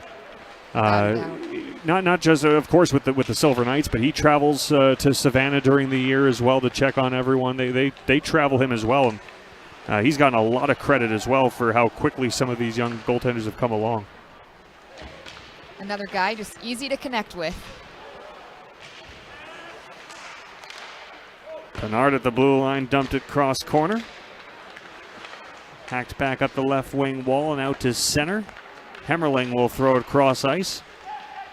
And now into the offensive zone is Sloan Stanek from Prince Albert. Left at the point for Gustafsson, but Demick took it away. And here's Pinard to the offensive zone. Fancy footwork from Simon Pinard, but he lost the handle, and now it's sent the other way. Here's a 2-on-0 break. And a save made on Jet Jones. Rebound back in front. Another stop. Early showtime for Leonard Neese. Flurry of saves. And one of the rougher changes we've seen in this scrimmage so far today, but Neese stops both combatants on the 2-on-0 and keeps it a 3-2 game. Best save sequence of camp so far. You figure if you're a prospect and you've been in here, you want to show well, you're not looking for 2-on-0s. If you're an invitee, you might say, you know what, give me as many breakaways as you can. I'll take all the tape I can get. Puck behind the net for Team White. Zemlak played it up the near side, but not out. Maillet held in at the right point. Samuel Maillet, again, was announced on an AHL contract earlier in the spring. Finished last season with the Ottawa 67s. Played a few seasons in Peterborough before that. Was an OHL champion in Peterborough, and he's another player that they think is a good pickup and maybe a slow cook potential player. After a little bit of minor league seasoning, there's some room for growth with a player who, again, like we said, there's no shortage of size in this camp, and he's 6'3", 220. Without a doubt. And they're okay with the slow cook mentality. Into the offensive zone, Shifsky on the right wing side. Tried to drop it back for Kopp. It leaked out to center, and Red will regroup.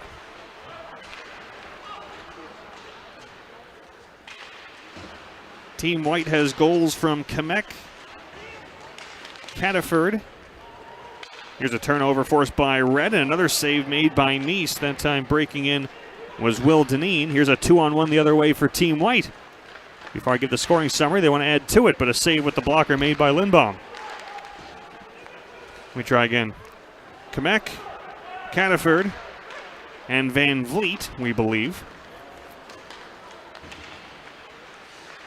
As dangling his way on the right wing side was Kopp. He was denied. Kopp and Gross have the goals for Team Red. Not keeping my box score as well as I usually do, Ashley, I'll be honest, but I think I'm right. You are correct. Don't ask all the assists. We don't have that info for you. Ashley will have ice time numbers for you just on the other side of the break. 5.5 to go in the second period. High danger opportunities, slot opportunities. What other stats can I keep for you, Brian? Visalytics.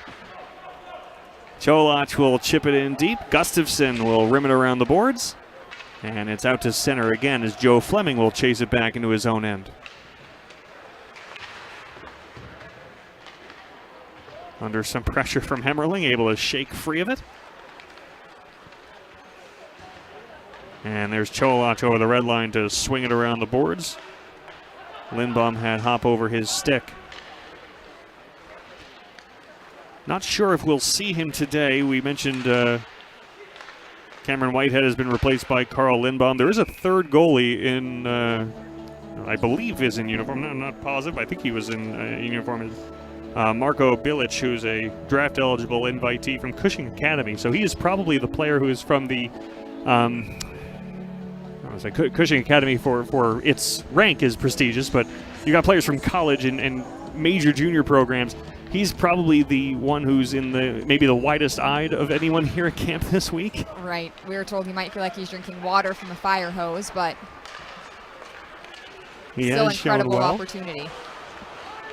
Good play on the 2-on-1 as that was broken up by Maye, but given right back. Braden Bowman unable to get it in front. And it's worked out to the neutral zone, Huchette. Top of the left wing circle, Huchette out to the point. Maye, room to move in. Mosey's to the forehand and flipped it just wide.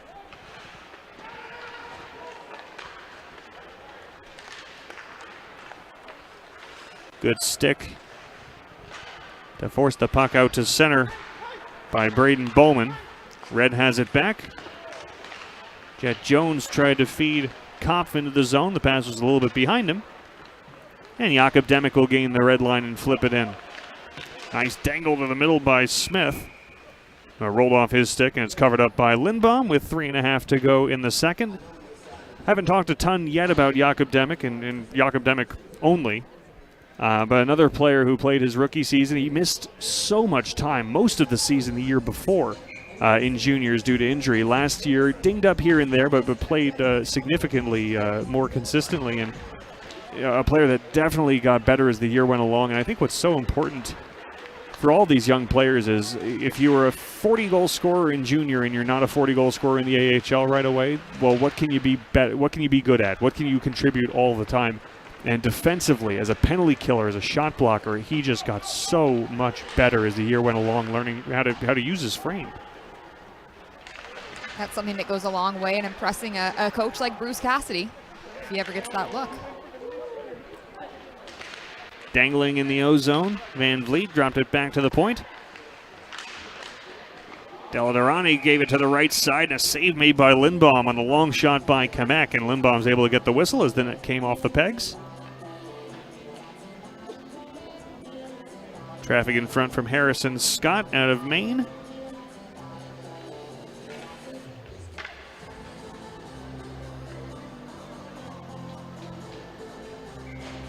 You know, I think is the funniest thing I'm going to take away from development camp.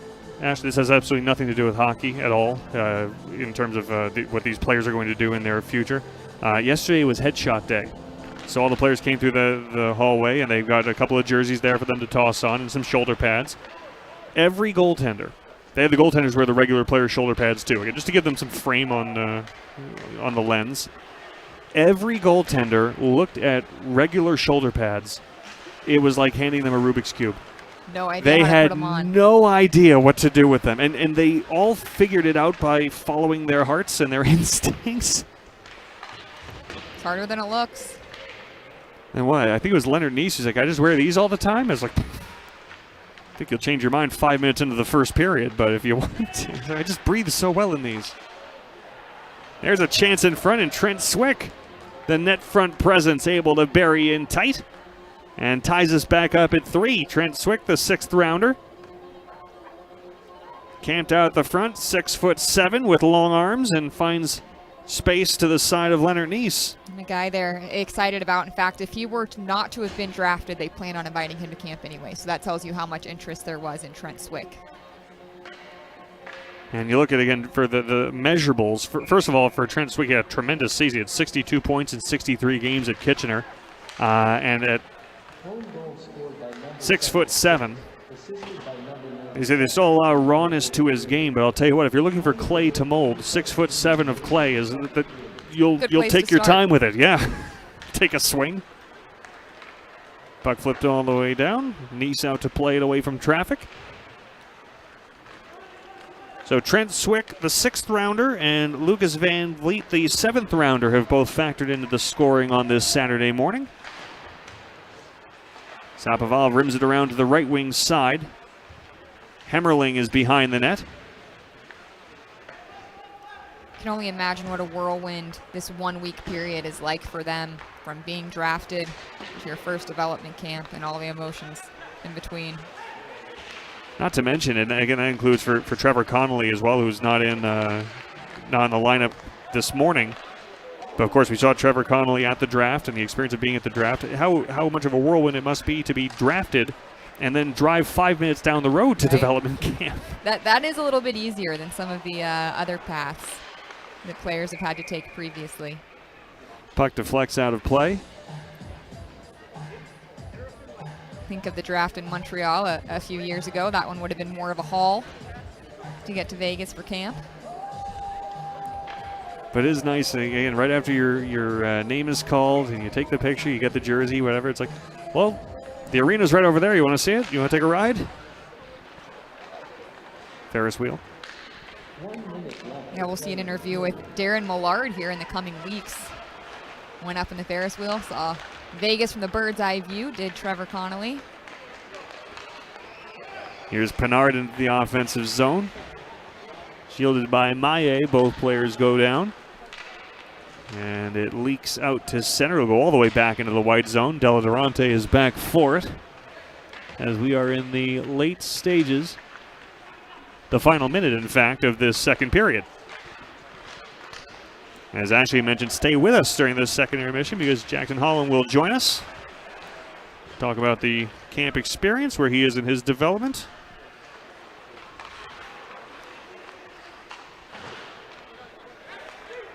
Set off at the blue line. Right side for a wrister by Gross that was kicked away. Now at the point again, Maye hops over his stick all the way down, and no one will chase it because there's the buzzer, and we are through 40 minutes of Saturday morning scrimmage hockey. Only bad news here, Brian, is only 20 minutes left to go. Then we'll have to hold our breath and wait for hockey longer. Again, such a fun week to see you guys get back on the ice. As you can see, all the fans here taking it in. Enjoy some hockey, get out of the heat. So then the next event on our calendars for this kind of action will be the rookie tournament and rookie camp, which is always going to be early September. And of course, many of these guys are already, planning to be part of that rookie tournament. But some of these free agents, that's the next step. That's what they're looking for an invite to. So we are tied at 3 through 2 periods. It was a busy first 2 minutes of that second period, but we mentioned the things that you want to see in this camp. One of the things you want to see is the new members of the organization feeling comfortable and making a good impression. And we've talked about a really strong 40 minutes thus far for Lucas Van Vliet, and we've seen Trent Swick on the score sheet now. So it's got to be good for the development staff to see the newest members and the shiny new toys of this week immediately finding the score sheet. And that's something that the fans enjoy too, right? A lot of these fans are either at the Sphere or watching on TV. Incredible opportunity to have the draft here in Vegas, and incredible opportunity to be joined by Jackson Hallum. He's putting on his headset now. Jackson, how are you? Can you hear us okay? Yeah. How you guys doing? Awesome. Great. How are you? Good. Thanks for having me on. Of course. What's camp? What are you getting out of camp this year? We're bummed that we can't see you on the ice, but curious what you still gained from this experience. Yeah, I mean, I've been able to watch a lot more, so it's been I haven't been able to participate as much in like skating stuff, but I still feel like I'm developing off ice a lot, hanging out with Conks a lot and Yachty, and I've spent a lot of time with the other guys who are not able to skate, but so I've learned a little Finnish by hanging out with the Finnish guys, so it's been good. But yeah. Can you give us a word? Well, he told me he was telling me what 2 was. I don't even remember what it is. Like, I don't number know. 2? Yeah. All right. Well, we won't tell him that you forgot already. I kept asking him, but I don't know. I don't remember. Well, you mentioned Conks. That's Jeff Conkle on the strength team. Yachty is Hayato Ikeda on the strength team as well. What are the things we've heard players talk about when they're in these development camp settings, how much learning there is in terms of how to be a pro? Again, you've learned some lessons already over the last couple of years. How much of the learning comes in the weight room, how to prepare yourself properly, how getting stronger isn't just throwing plates around. There's more of a science to it than that. Yeah, they definitely hit on how important it is to dial in your nutrition and your sleep and just making sure you're doing all the things at home, because you can work out as much as you want, but if you're not doing those things, you're not going to develop. And that's kind of what they hammer home to us at this camp, is just you got to be a pro in other areas of your life other than the workout room and the ice. So.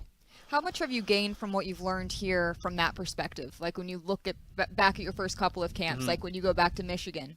Yeah. Is it easier to cook for yourself after going through these experiences? Definitely. Yeah, I've had three seminars of the cooking class now, so I should be able to make a couple meals at home.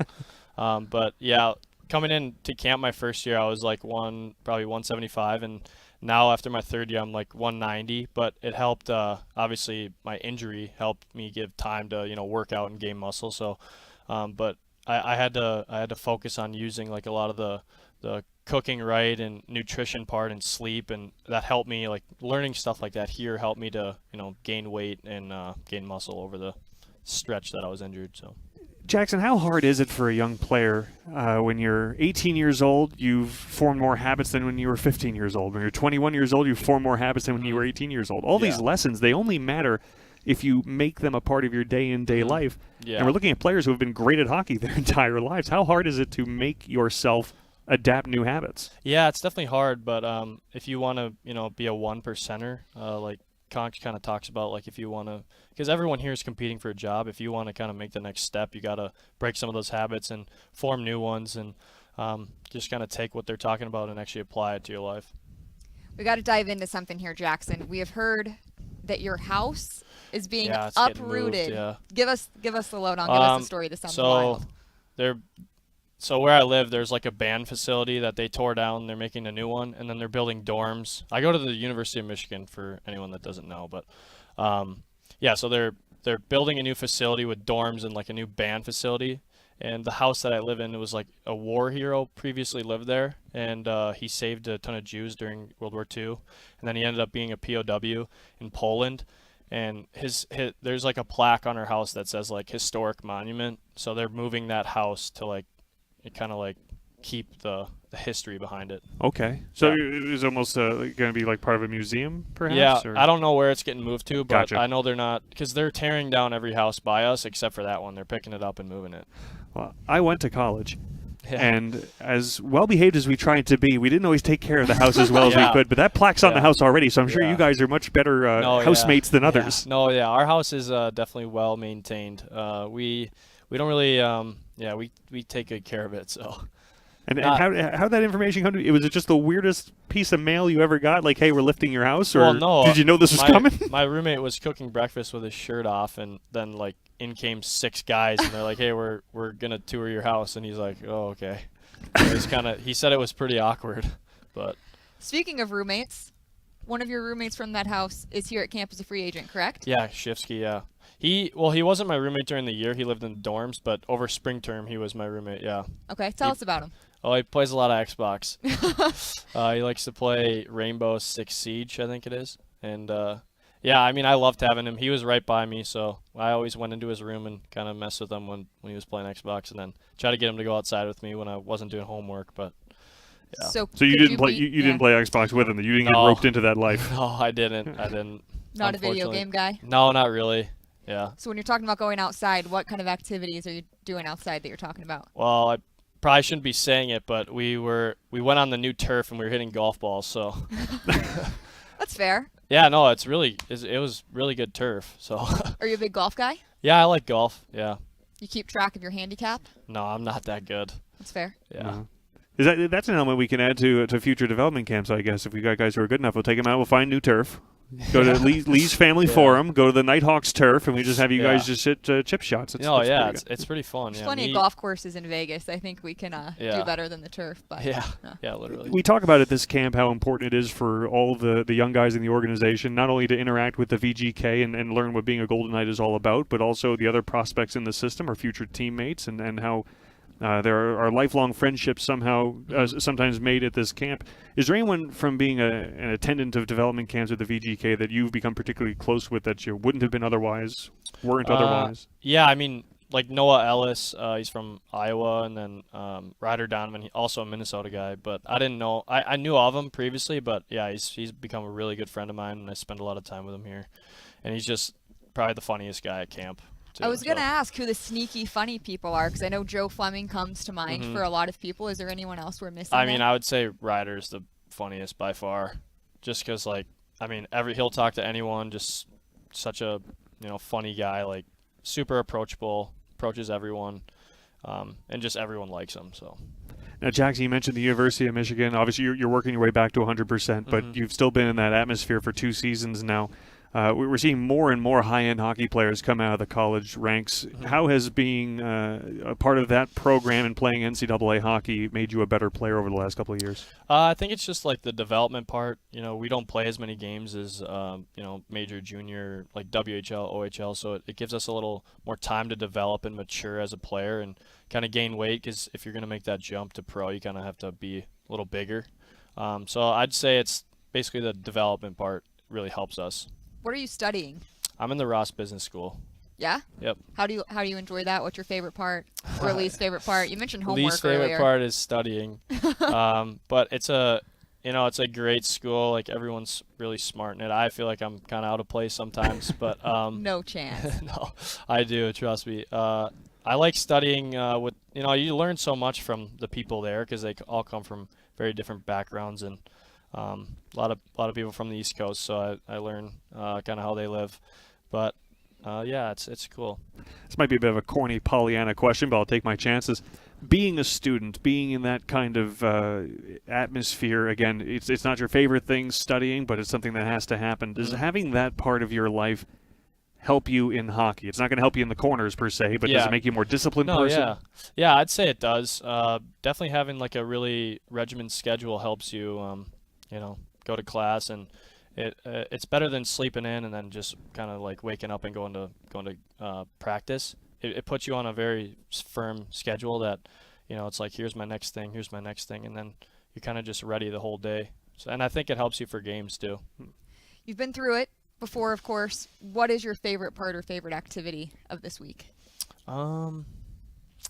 Obviously the Michael Jackson show is really cool. I really like that. But baseball game's really fun. Touring the rink is really fun.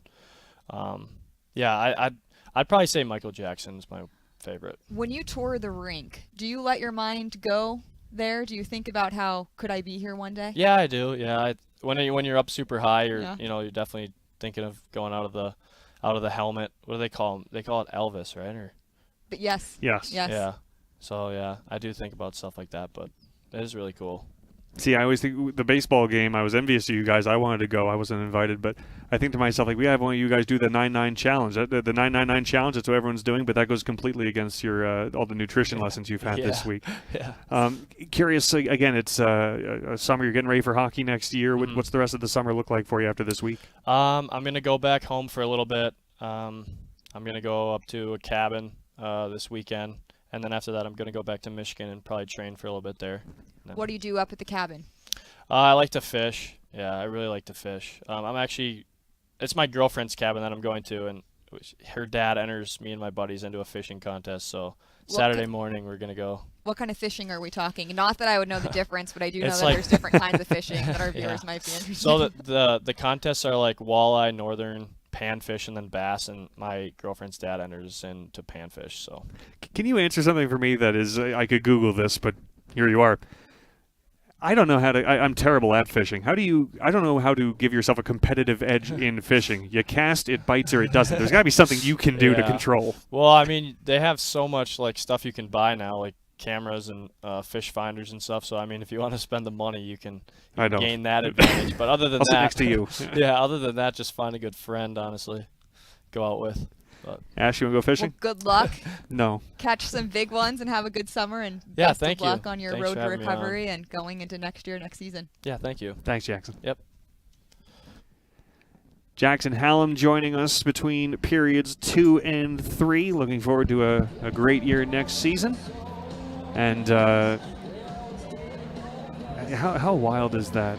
That you could just have someone show up and say, hey, we just need to tour your house. We might be uprooting it. While cooking breakfast. His roommate was cooking breakfast with no shirt on, and people came into the house Yep. to take a tour. Yes. Yep. Yes. Shirtless cooking is not part of the program at Development Camp. Everyone wears their team-issued VGK polos.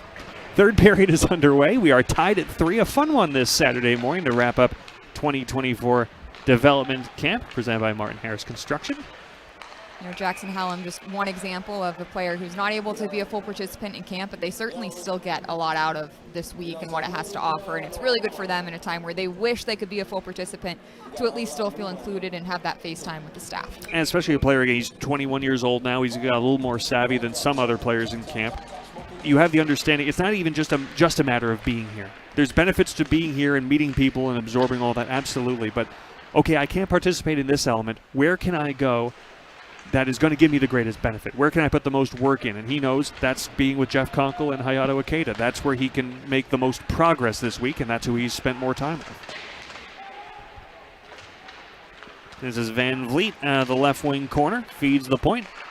Del Durante gave into the right wing circle, but a bouncing puck gave Kamek some trouble. Rims it around the boards, but it's picked up by Hemmerling. Here's a 2-on-1. Right wing, Hemmerling a wrist shot, and that might have caught a piece of Nice on the way by, but sailed wide nonetheless. And now it's flipped down into the red zone by Shane Smith. We're not used to calling teams just by color, so red zone, get you ready for football season. Speaking of Nighthawks, watch party, Brian? Yes, the Vegas Nighthawks tonight, for our Indoor Football League fans, they are in San Diego to take on the San Diego Strike Force, and there is a watch party tonight at Craggy Range Sports Bar and Grill at Lee's Family Forum. Doors open, I believe, at, the doors will be open, but the event starts at 5:30 p.m. and kickoff is at 6. Great season for the Nighthawks. You can get, if you show up in Nighthawks gear, you can get 10% off of your final bill. Watch the game on the big screen. And Risk, the mascot, will be there. You can win some prizes as well. So lots of fun. And as you mentioned, Ashley, a great season for the Nighthawks. The Nighthawks can clinch their first playoff berth in franchise history with a win tonight. And they need either a loss by Arizona or a loss by Northern Arizona tomorrow. So we won't know tonight, but the Nighthawks can take care of their part of it. And if it doesn't work out, it's not their last chance to clinch. A couple games left in the season, but they are headed on the right direction with head coach Mike Davis. So, in conclusion, watch party, 6 p.m. tonight, Craggy Range. Be there And as the folks, puck floats out of play. Ryan McCormick is not reading any of this. This is all right up there in the noggin. I'm watching it. No ad reads here. That's right. What else do you want to know? What else do you have?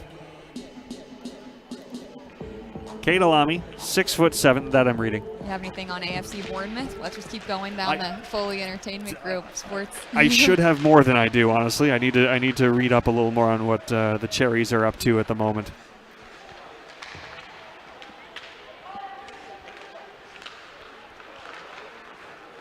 Team Red trying to clear. Cholach holds in. Cataford had go under his skate. And now we've got a 3-on-2 led by Stanek on the left wing. Stanek a shot and he scores. What a rip from Sloan Stanek out of Prince Albert to give Team Red its first lead of the day. There's a guy here trying to earn a minor league contract, and we're seeing a lot of these free agents showing off today, Brian. Sloan Stanek with 84 points last season in 68 games with Prince Albert. Another player that was mentioned by Will Nickel, a guy who was coming in with an opportunity to show something.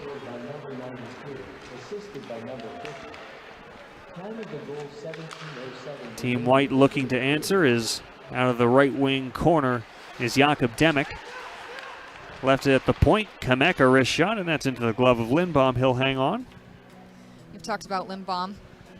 Plan is for him to be over in North America next year, of course.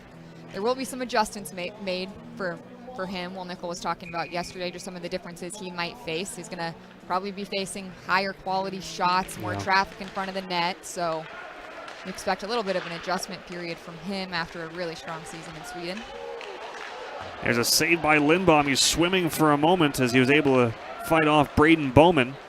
And Team Red will clear it all the way down. This will be icing. You mentioned for Lindbaum and the adjustments made, there's really it's the geography and not the Sweden to North America geography, the actual ice surface. There's so much more room on an Olympic sheet. And Will Nichols spoke about this the other day. Just there's going to be more activity from between the dots than he's used to. But when we talk to goaltenders, still just the fact that where pucks can come from on the outside on an Olympic sheet, just the angles from the walls are just flat out different. It just takes learning. More math involved than one would think. And Lindbaum is coming over from the Swedish Elite League, whereas Jesper Vikman played Canadian Junior. So he is coming straight over from Europe and is going to cut his North American teeth at the pro level. And you mentioned Vikman as well, albeit he is not in the net any longer today. However, he goes back and trains with some elite talent as well, including William Nylander's an NHL guy that he trains with. So he's facing some real NHL talent and shots as the summer goes on, even after he leaves here. Joe Fleming on a dangle was taken down. That allows Hemmerling to chase the other way. His centering pass went off a skate. Out to center. Fleming is still up on the play, so tried to dance his way in, but he was stopped by Abram Weed, the 7th rounder in 2022. Finished his first season at the University of North Dakota. Potentially be a really good late round find. He was playing big minutes there by the end of the year, which says a lot for a 7th round pick in such a big program, and his opportunity there is only going to grow. Not to mention, played his juniors with the Chilliwack Chiefs in the BCHL, which is a very good league, but of course it's not the brightest of lights in the BCHL, so to jump from there to North Dakota is a big step up in terms of eyeballs, and he handled it extremely well. Another outgoing young player. When he talks to the media, you can sense the excitement to be here. Again, as we just lay it on, but it's true, all the things that these players are learning at camp. Another one is, I mean, they're highly regarded NHL prospects. It's not the first interview they've ever done, but it might be the first time they've had, for some of them, a gaggle of 15 reporters. Yes, and that's something that you and I get to see too year after year, how the players become more comfortable as each camp goes on, and that's something that's really special. You know, they also learn social media presentations, the correct way to use social media to set yourself up for success, and things to avoid on social media, of course. And part of that too, Ash, as the puck goes up into the bench, stops play, is when we hear the development staff talk about how much of this is face-to-face, that goes for everybody. Whether it's the PR staff with Nate Ewell and Garrett Calloway and India Shea, you want them to interact with as many people as possible so that when they come back, they know that a question from Ashley Weiss is a good question and a well-intended question. Not always, Brian. I wouldn't take it that far. But they need to know. We try. They need to know who's their friend when they're here in a professional setting. 5 minutes gone. Final frame. It is 4-3 Team Red. As you talk about some of the success stories out of these camps, a name that we haven't mentioned is Caden Korzak, but he's a guy that went through plenty of these camps himself, and Kelly McCrimmon had high praise for him on Monday. Kelly McCrimmon in his remarks following free agency just basically said that the expectation is that Caden Korzak is an everyday NHLer next year, and because of injuries and numbers last year, Korzak played significant time. He was able to give them a really good taste of what an everyday NHL Caden Korzak looked like. But a guy who it all starts with learning how to be a pro right here at development camp. A story that a lot of these guys can look at and learn from. And a player that, again, last year when he went down to the AHL again, he was playing great with Vegas. It was a numbers situation, and his job was to go down and be a pro and to be to look like an NHLer playing in the AHL, not an aspiring player. No, look like an NHLer playing AHL hockey, and he just did a dominant player in his own end at the AHL level and just showed that he's ready. Team White with goals on the day. You know, when he was with the Golden Knights, they had him paired with Braden McNabb often too. Just the things that a guy like that can teach young players and how much growth they have in such a short time just from playing with veterans like that. That's a big thing in this organization is the leadership qualities, the off-the-ice qualities. The standard here is extremely high, and there's so many veteran players that these players can learn from no matter how old, no matter how long they've been in the league, no matter what level they're at right now. There's a role model for everyone in this organization. Team White with goals this morning from William Kamek, from Lucas Van Vliet, and from Matthew Cataford. On the Team Red side, we've seen Trent Swick get onto the board. Sloan Stanek just gave Red the lead earlier in this period. Tyson Gross has also tallied. Here's Pinard over the Team Red blue line. Jakob Demek dangling his way in space. Now Della Durante comes in to help.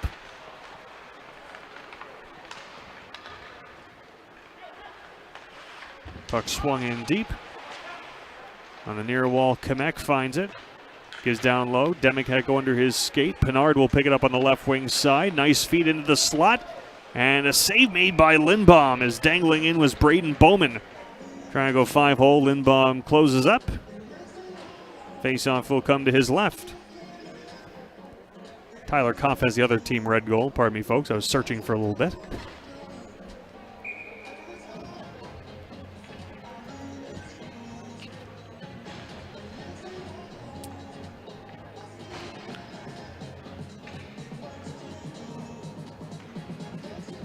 It will be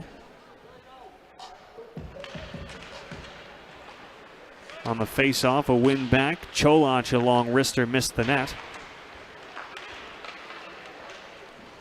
Puck skied out to neutral ice. And Cholach will backtrack in his own zone. 7.5 gone here in the third period. Final skate of development camp for this group.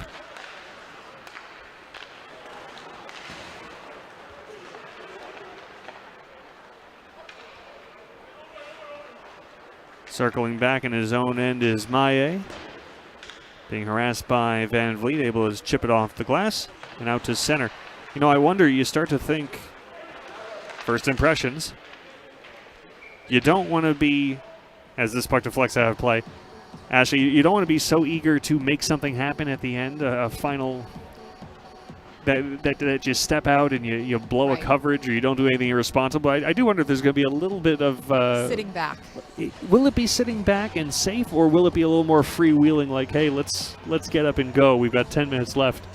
And, you know, for a couple of players, it's about leaving lasting impressions. For some of these other players, it's okay to have some... Don't make a mistake. Yeah. That's what you're, getting at. Don't make a mistake, but also it's okay to have some fun. You know, if you give up a 2-on-1 in this camp, it's not going to change anyone's impression of you forever. Yes, without a doubt. Curious if will it be freewheeling or will it be conservative? Got about 10 minutes left to see. As Deneen cycles that below the goal line again.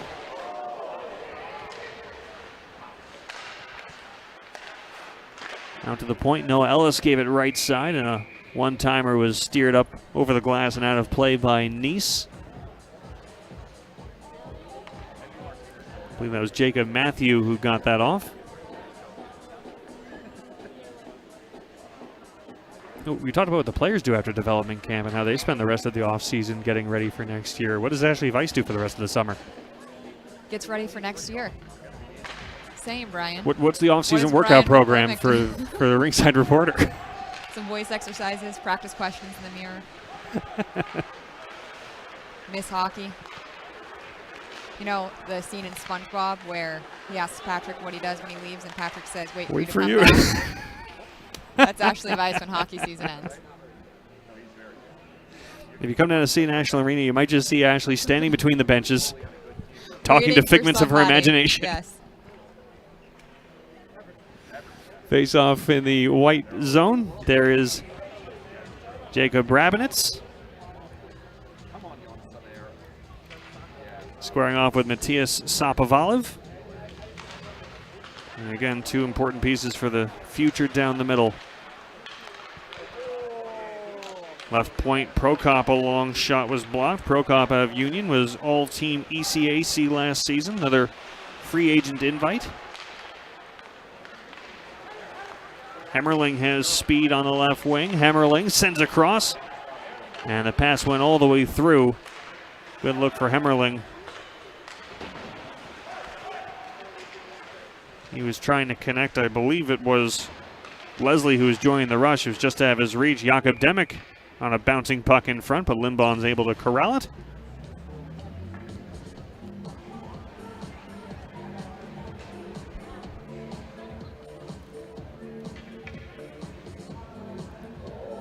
Good fan turnouts at practices and scrimmages throughout this week.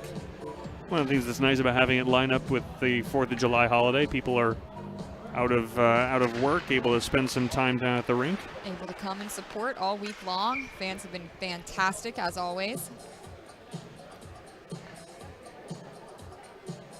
It is crazy to think though, Brian, it has not even been 2 weeks since the Stanley Cup champion was named, and since then, new Cup champion, draft has happened, development camp has happened, free agency has happened. It's a new world. It is.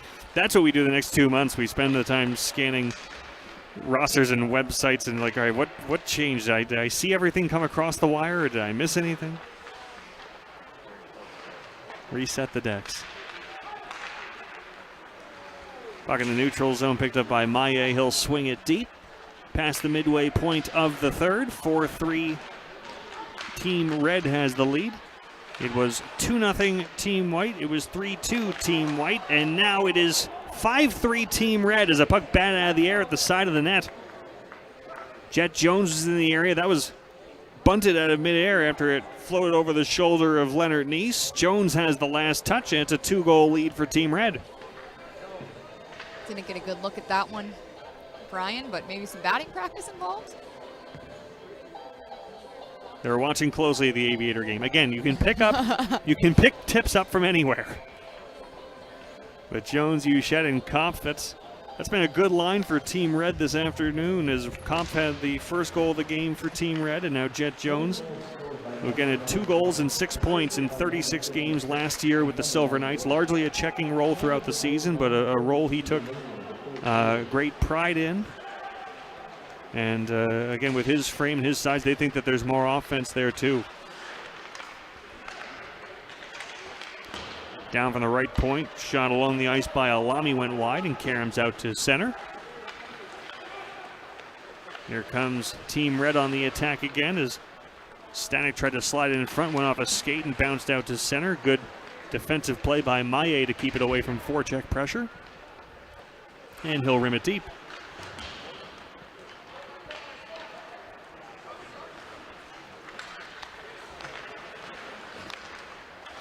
You talk about the development staff too, of course, that counts with the Silver Knights staff. Head coach Ryan Craig, Jamie Heward, Brent Kissio, who are all here helping to run practices this week, because for many of these players, as the pass in front bounced over the stick of Jacob Matthew, for a lot of these players, if they're going to make it to Vegas, they're going to go through Henderson first, and you want them to be familiar and comfortable with that staff when they arrive, that they're not meeting for the first time. Without a doubt, in first season as the head coach of the Silver Knights for Ryan Craig. Brian, I'm curious what stood out to you.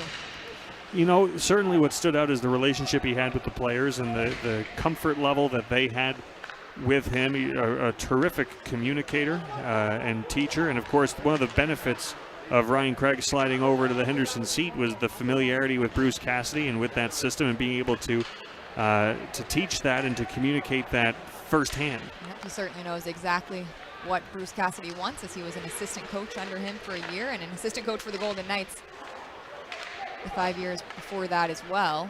And there really isn't a player on the ice today that had an HSK role that didn't see that role expand dramatically and probably ahead of what the schedule would have been. Damick, Brabinitz, Setoff, they were all playing bigger roles than probably would have been intended on day one of the season. They were able to do that and learn quickly because of both what Ryan Craig was able to instill in them and Jamie Heward and Brent Kissio, but also because he was able to communicate in a way that gave them the confidence, like, hey, you can handle this now. And you have to handle this now, so go do it. So, and it was interesting to hear Ryan Craig at the end of the year say, it was his first year as a head coach. He was learning too, and he felt better about his messaging in March than he did in October. Here's Gustafsson on the rush for Team Red. Shot kicked away by Nice. Under 7 minutes to play in development camp. Stockfish ahead for Cataford. Challenged by Setoff. And Setoff with a nifty outlet pass in traffic. It's out to center. Here's Kopp, who will flutter it in behind the team white net. Kamek bounces it out to center. He was looking for Bowman. It was out of his reach. Demick will chase in on the forecheck. Jakob Demick in the left wing corner. Now Bowman gets it out to the blue line. Right point, Kamek. Shot looking for a Pinard deflection. That was blocked. And it's cleared out to center. Kopp pulls up on the right wing side. You mentioned, Ashley, there have been very, very few whistles at all and no penalties. I was curious, if you're doing playoff officiating rules and we're just going to let everything go. Puck over glass, what decision would they make? Would they just pretend they didn't see it, or would they have no choice? But we haven't had that happen.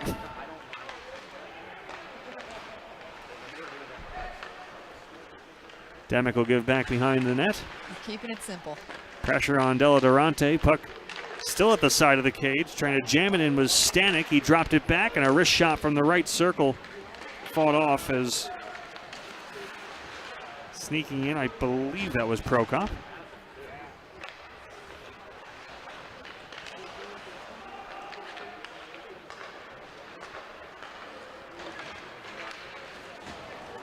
Lead pass on the left wing out of the reach of Van Vliet, but he'll chase it down in the left wing corner. Van Vliet pressed to the boards by Noah Ellis. At the point, nice keep by Alami. Left circle shot by Van Vliet was blocked, and the puck is cleared. Foot race to the blue line. Getting there is Stanek, waiting for help. Tried to float it to the late-coming Tyson Gross.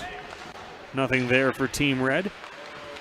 Van Vliet in transition. Pass down low. Deflection. Save Lindbaum, and he's got it underneath him. Two good stops in tight as Shane Smith was lurking.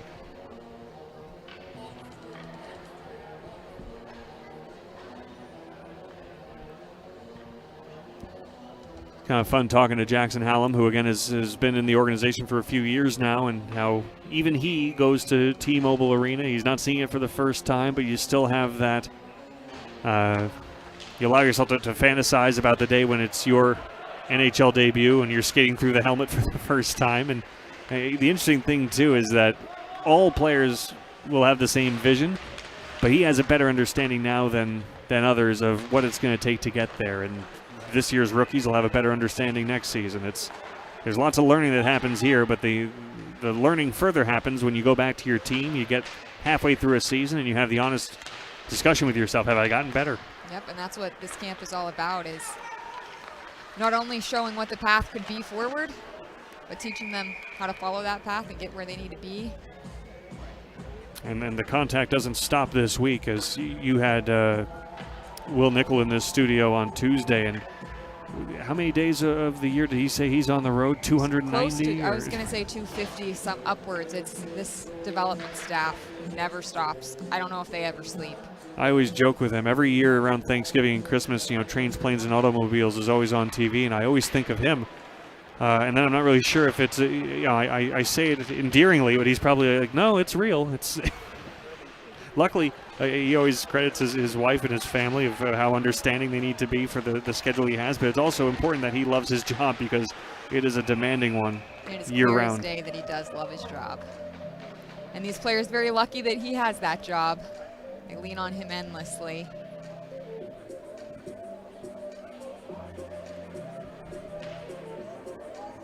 Just a few minutes remaining. If I can see the clock from this angle, I think it's about 3:40 left on the clock. Well, we see a comeback. It is 5-3 Team Red, to remind you all. It was a 2-0 lead for Team White, so in the post-scrimmage press conference, we'll find out how the lead got away. Oh, there's a stick that came up. Looked like Hemmerling got a stick up on Fleming. That did draw a whistle. Are we going to have our first penalty of the day with 3.5 minutes left? Would be the first penalty of all of camp. And again, depending on how we're adjudicating these things, I don't think it's too much. They were doing penalty shots. If this is a Joe Fleming penalty shot, that is a great way to cap the day. This might have been staged, folks. We all wanted this. Let's see, I believe it was Fleming who was on the business end of that high stick. Indeed it was. I don't think anything would get White team going like a Joe Fleming. Here he comes. Dangles from Joe Fleming in on Lindbaum. Hey, you know what? He went for style points, and I appreciate that. Lindbaum was ready for it, but Joe Fleming tried the okey doke. A little bit of Forsberg on a Saturday morning, and Lindbaum says no. Joe Fleming, just a tremendous personality at this camp. I'll tell you what, I'm sure Joe did the calculus in his head. You're like, how many penalty shots am I going to get?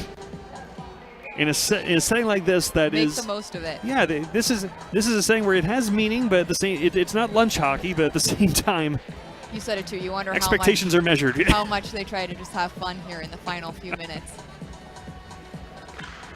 So Lindbaum closes the door.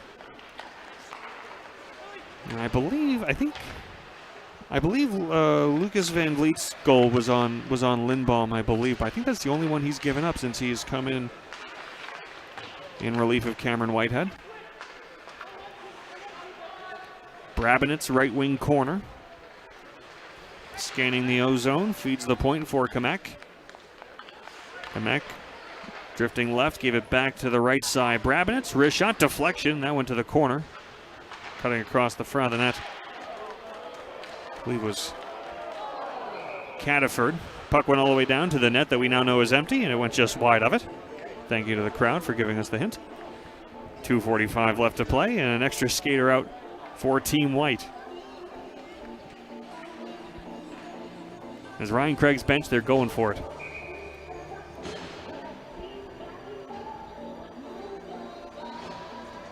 You know what we didn't ask is what kind of competitive fire there is between the coaching staffs. Will Nickel on the one bench with Nick Holden. Ryan Craig on the other. What kind of trash talk may be going back and forth between the benches? You know, we don't know. Ordinarily, actually, you would be between the benches, we would ask you. Here's a look at the empty net, and we'll be sure to work that into the post-game media availability. That was Sloan Stanek looking for his second goal of the game into the empty net. He was pulled down by Joe Fleming. I don't know if we're going to go by traditional rules and just count it. We'll see where they drop the puck. If you're Sloan Stanek, you probably say, put Nice back in the net. Yeah. I want the penalty shot. Let's go for the theatrics. I think that's what they're going to do. And it is. Stanek will get a penalty shot late in the third.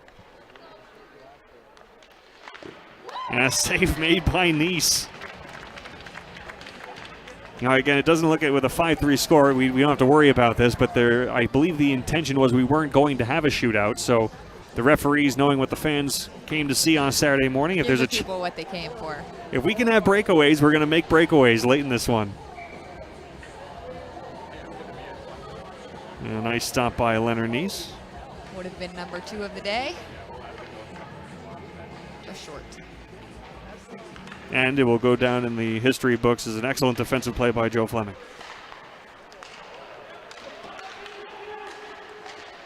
Pressure by Caniford as he forced the puck deep.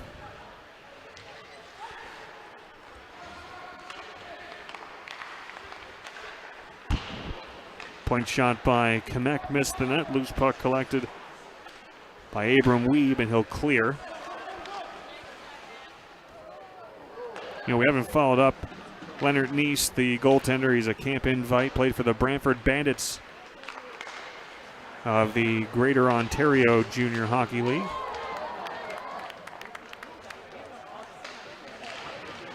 Team White doing some of its best defensive work in front of this empty net as Jakob Demek denied a chance.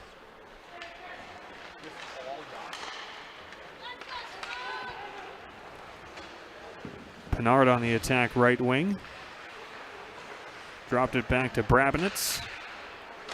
Brabenitz gives across, and a one-time blast missed the net. Fleming has it at the right point. He's able to hold in. For Cataford, now between the circles, Pinard swung and missed on the one-time look.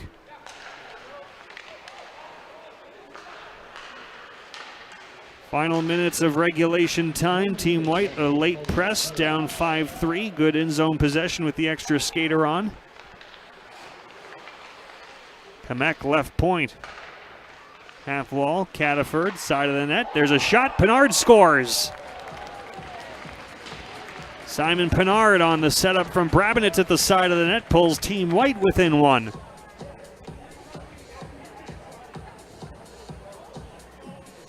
Might be mistaken, but I believe that is his third goal of camp.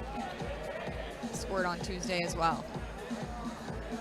And again, we talked about him being one of those players that had AHL time last year, a really good ECHL season in terms of production in Savannah, and 23 years old, one of the older players in camp, played in the Quebec League and then 1 year at the University of New Brunswick before turning pro last season. 48 points in 59 ECHL games. And real offensive potential. Coach Ryan Craig has called timeout, it looks like. We have ourselves a game. Drawing out the suspense.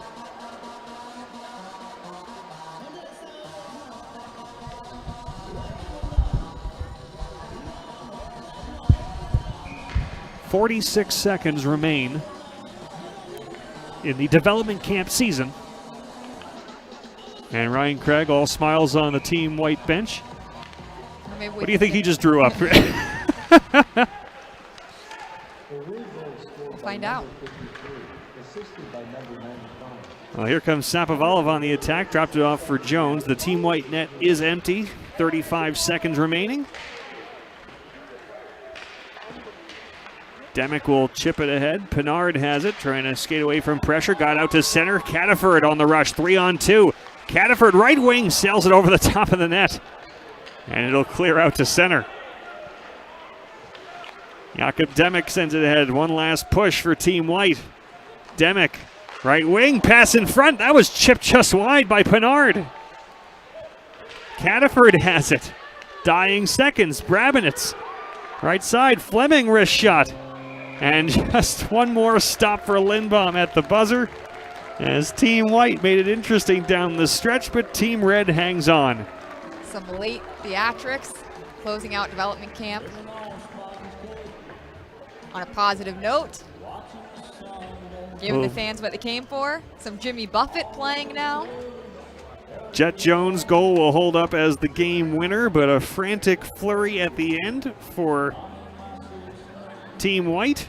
What better send-off to the rest of summer than playing Jimmy Buffett on the speakers to end the game, Ryan? I think that's their way of telling. I think it's the way of telling these players, good work, now go enjoy yourselves for a little bit. Setting the tone, and again, all smiles for this group. They are through this this enjoyable and educational week, but again, whatever nerves may or may not have been, a successful week for all involved, and now you can enjoy the final hours. Probably a handful of these players will be flying out today, maybe tomorrow, but soak up the last moments before you go your separate ways and get ready to come back and compete for jobs again in a couple of months. Yep, like we've talked about, lifelong friendships begin here, and they're also all going back with tangible things that they can work on. Not just, hey, go get bigger, faster, stronger, but true things that they can take back, drills they can do, ways to fine-tune their game and set themselves up for success as the season goes on. And there you see Will Nickel giving final words. Would love to be a fly on the wall in that conversation. Addressing the group in its entirety one last time on the ice. And again, for free agents that hope to join the organization, some will likely get opportunities from their showing this week. But for the players that are going to be in this organization, they're going to be talking to Will Nickel and Nick Holden and that development group an awful lot.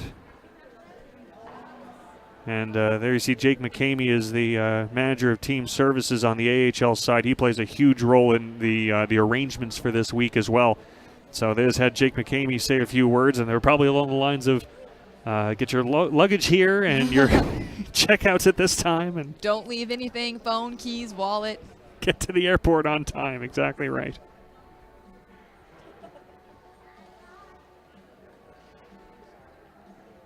So a fun week for all involved. Development camp.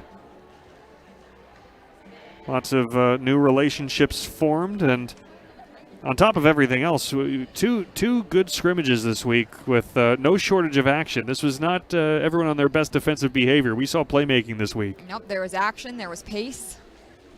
They were impressed with the pace of the first scrimmage that happened just day 2 of camp, and saw more of it here today. And I believe the players will give a little salute to the crowd. We'll see. And just to remind you, if you've not been following along throughout the week, we understand people have busy lives, but to head on to VegasGoldenKnights.com onto the website, there have been day-by-day blogs. Of course, there's the media availabilities from prospects throughout the week, probably 7 or 8 interviews you can sift through. And Lucas Van Vliet also has been keeping a development camp blog of sorts throughout the week as well, so plenty to go back and catch up on. If some of these names you're hearing for the first time, go back and get a little more context on the week that was. As there is Zach Krill, the team photographer for the Henderson Silver Knights, who's working camp this week and getting a team photo of the development camp group.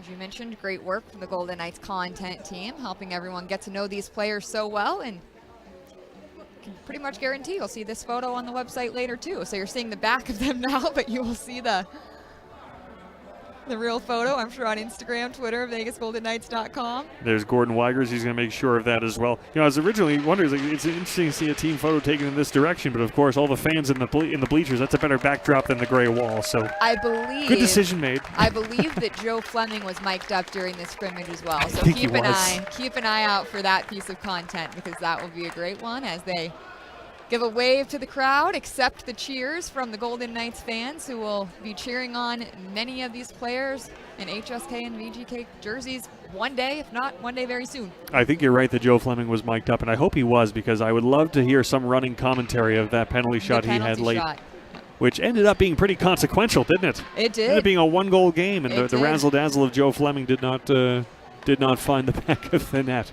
Yep, the late theatrics. Brian, any memories, favorite parts of camp this year? You know, I think just for me personally, there's so many players here that I got to work with last season. Christopher Setoff, Jacob Brabinitz, Jakob Demek among them, Jesper Vikman. It's fun to see them in the hallways.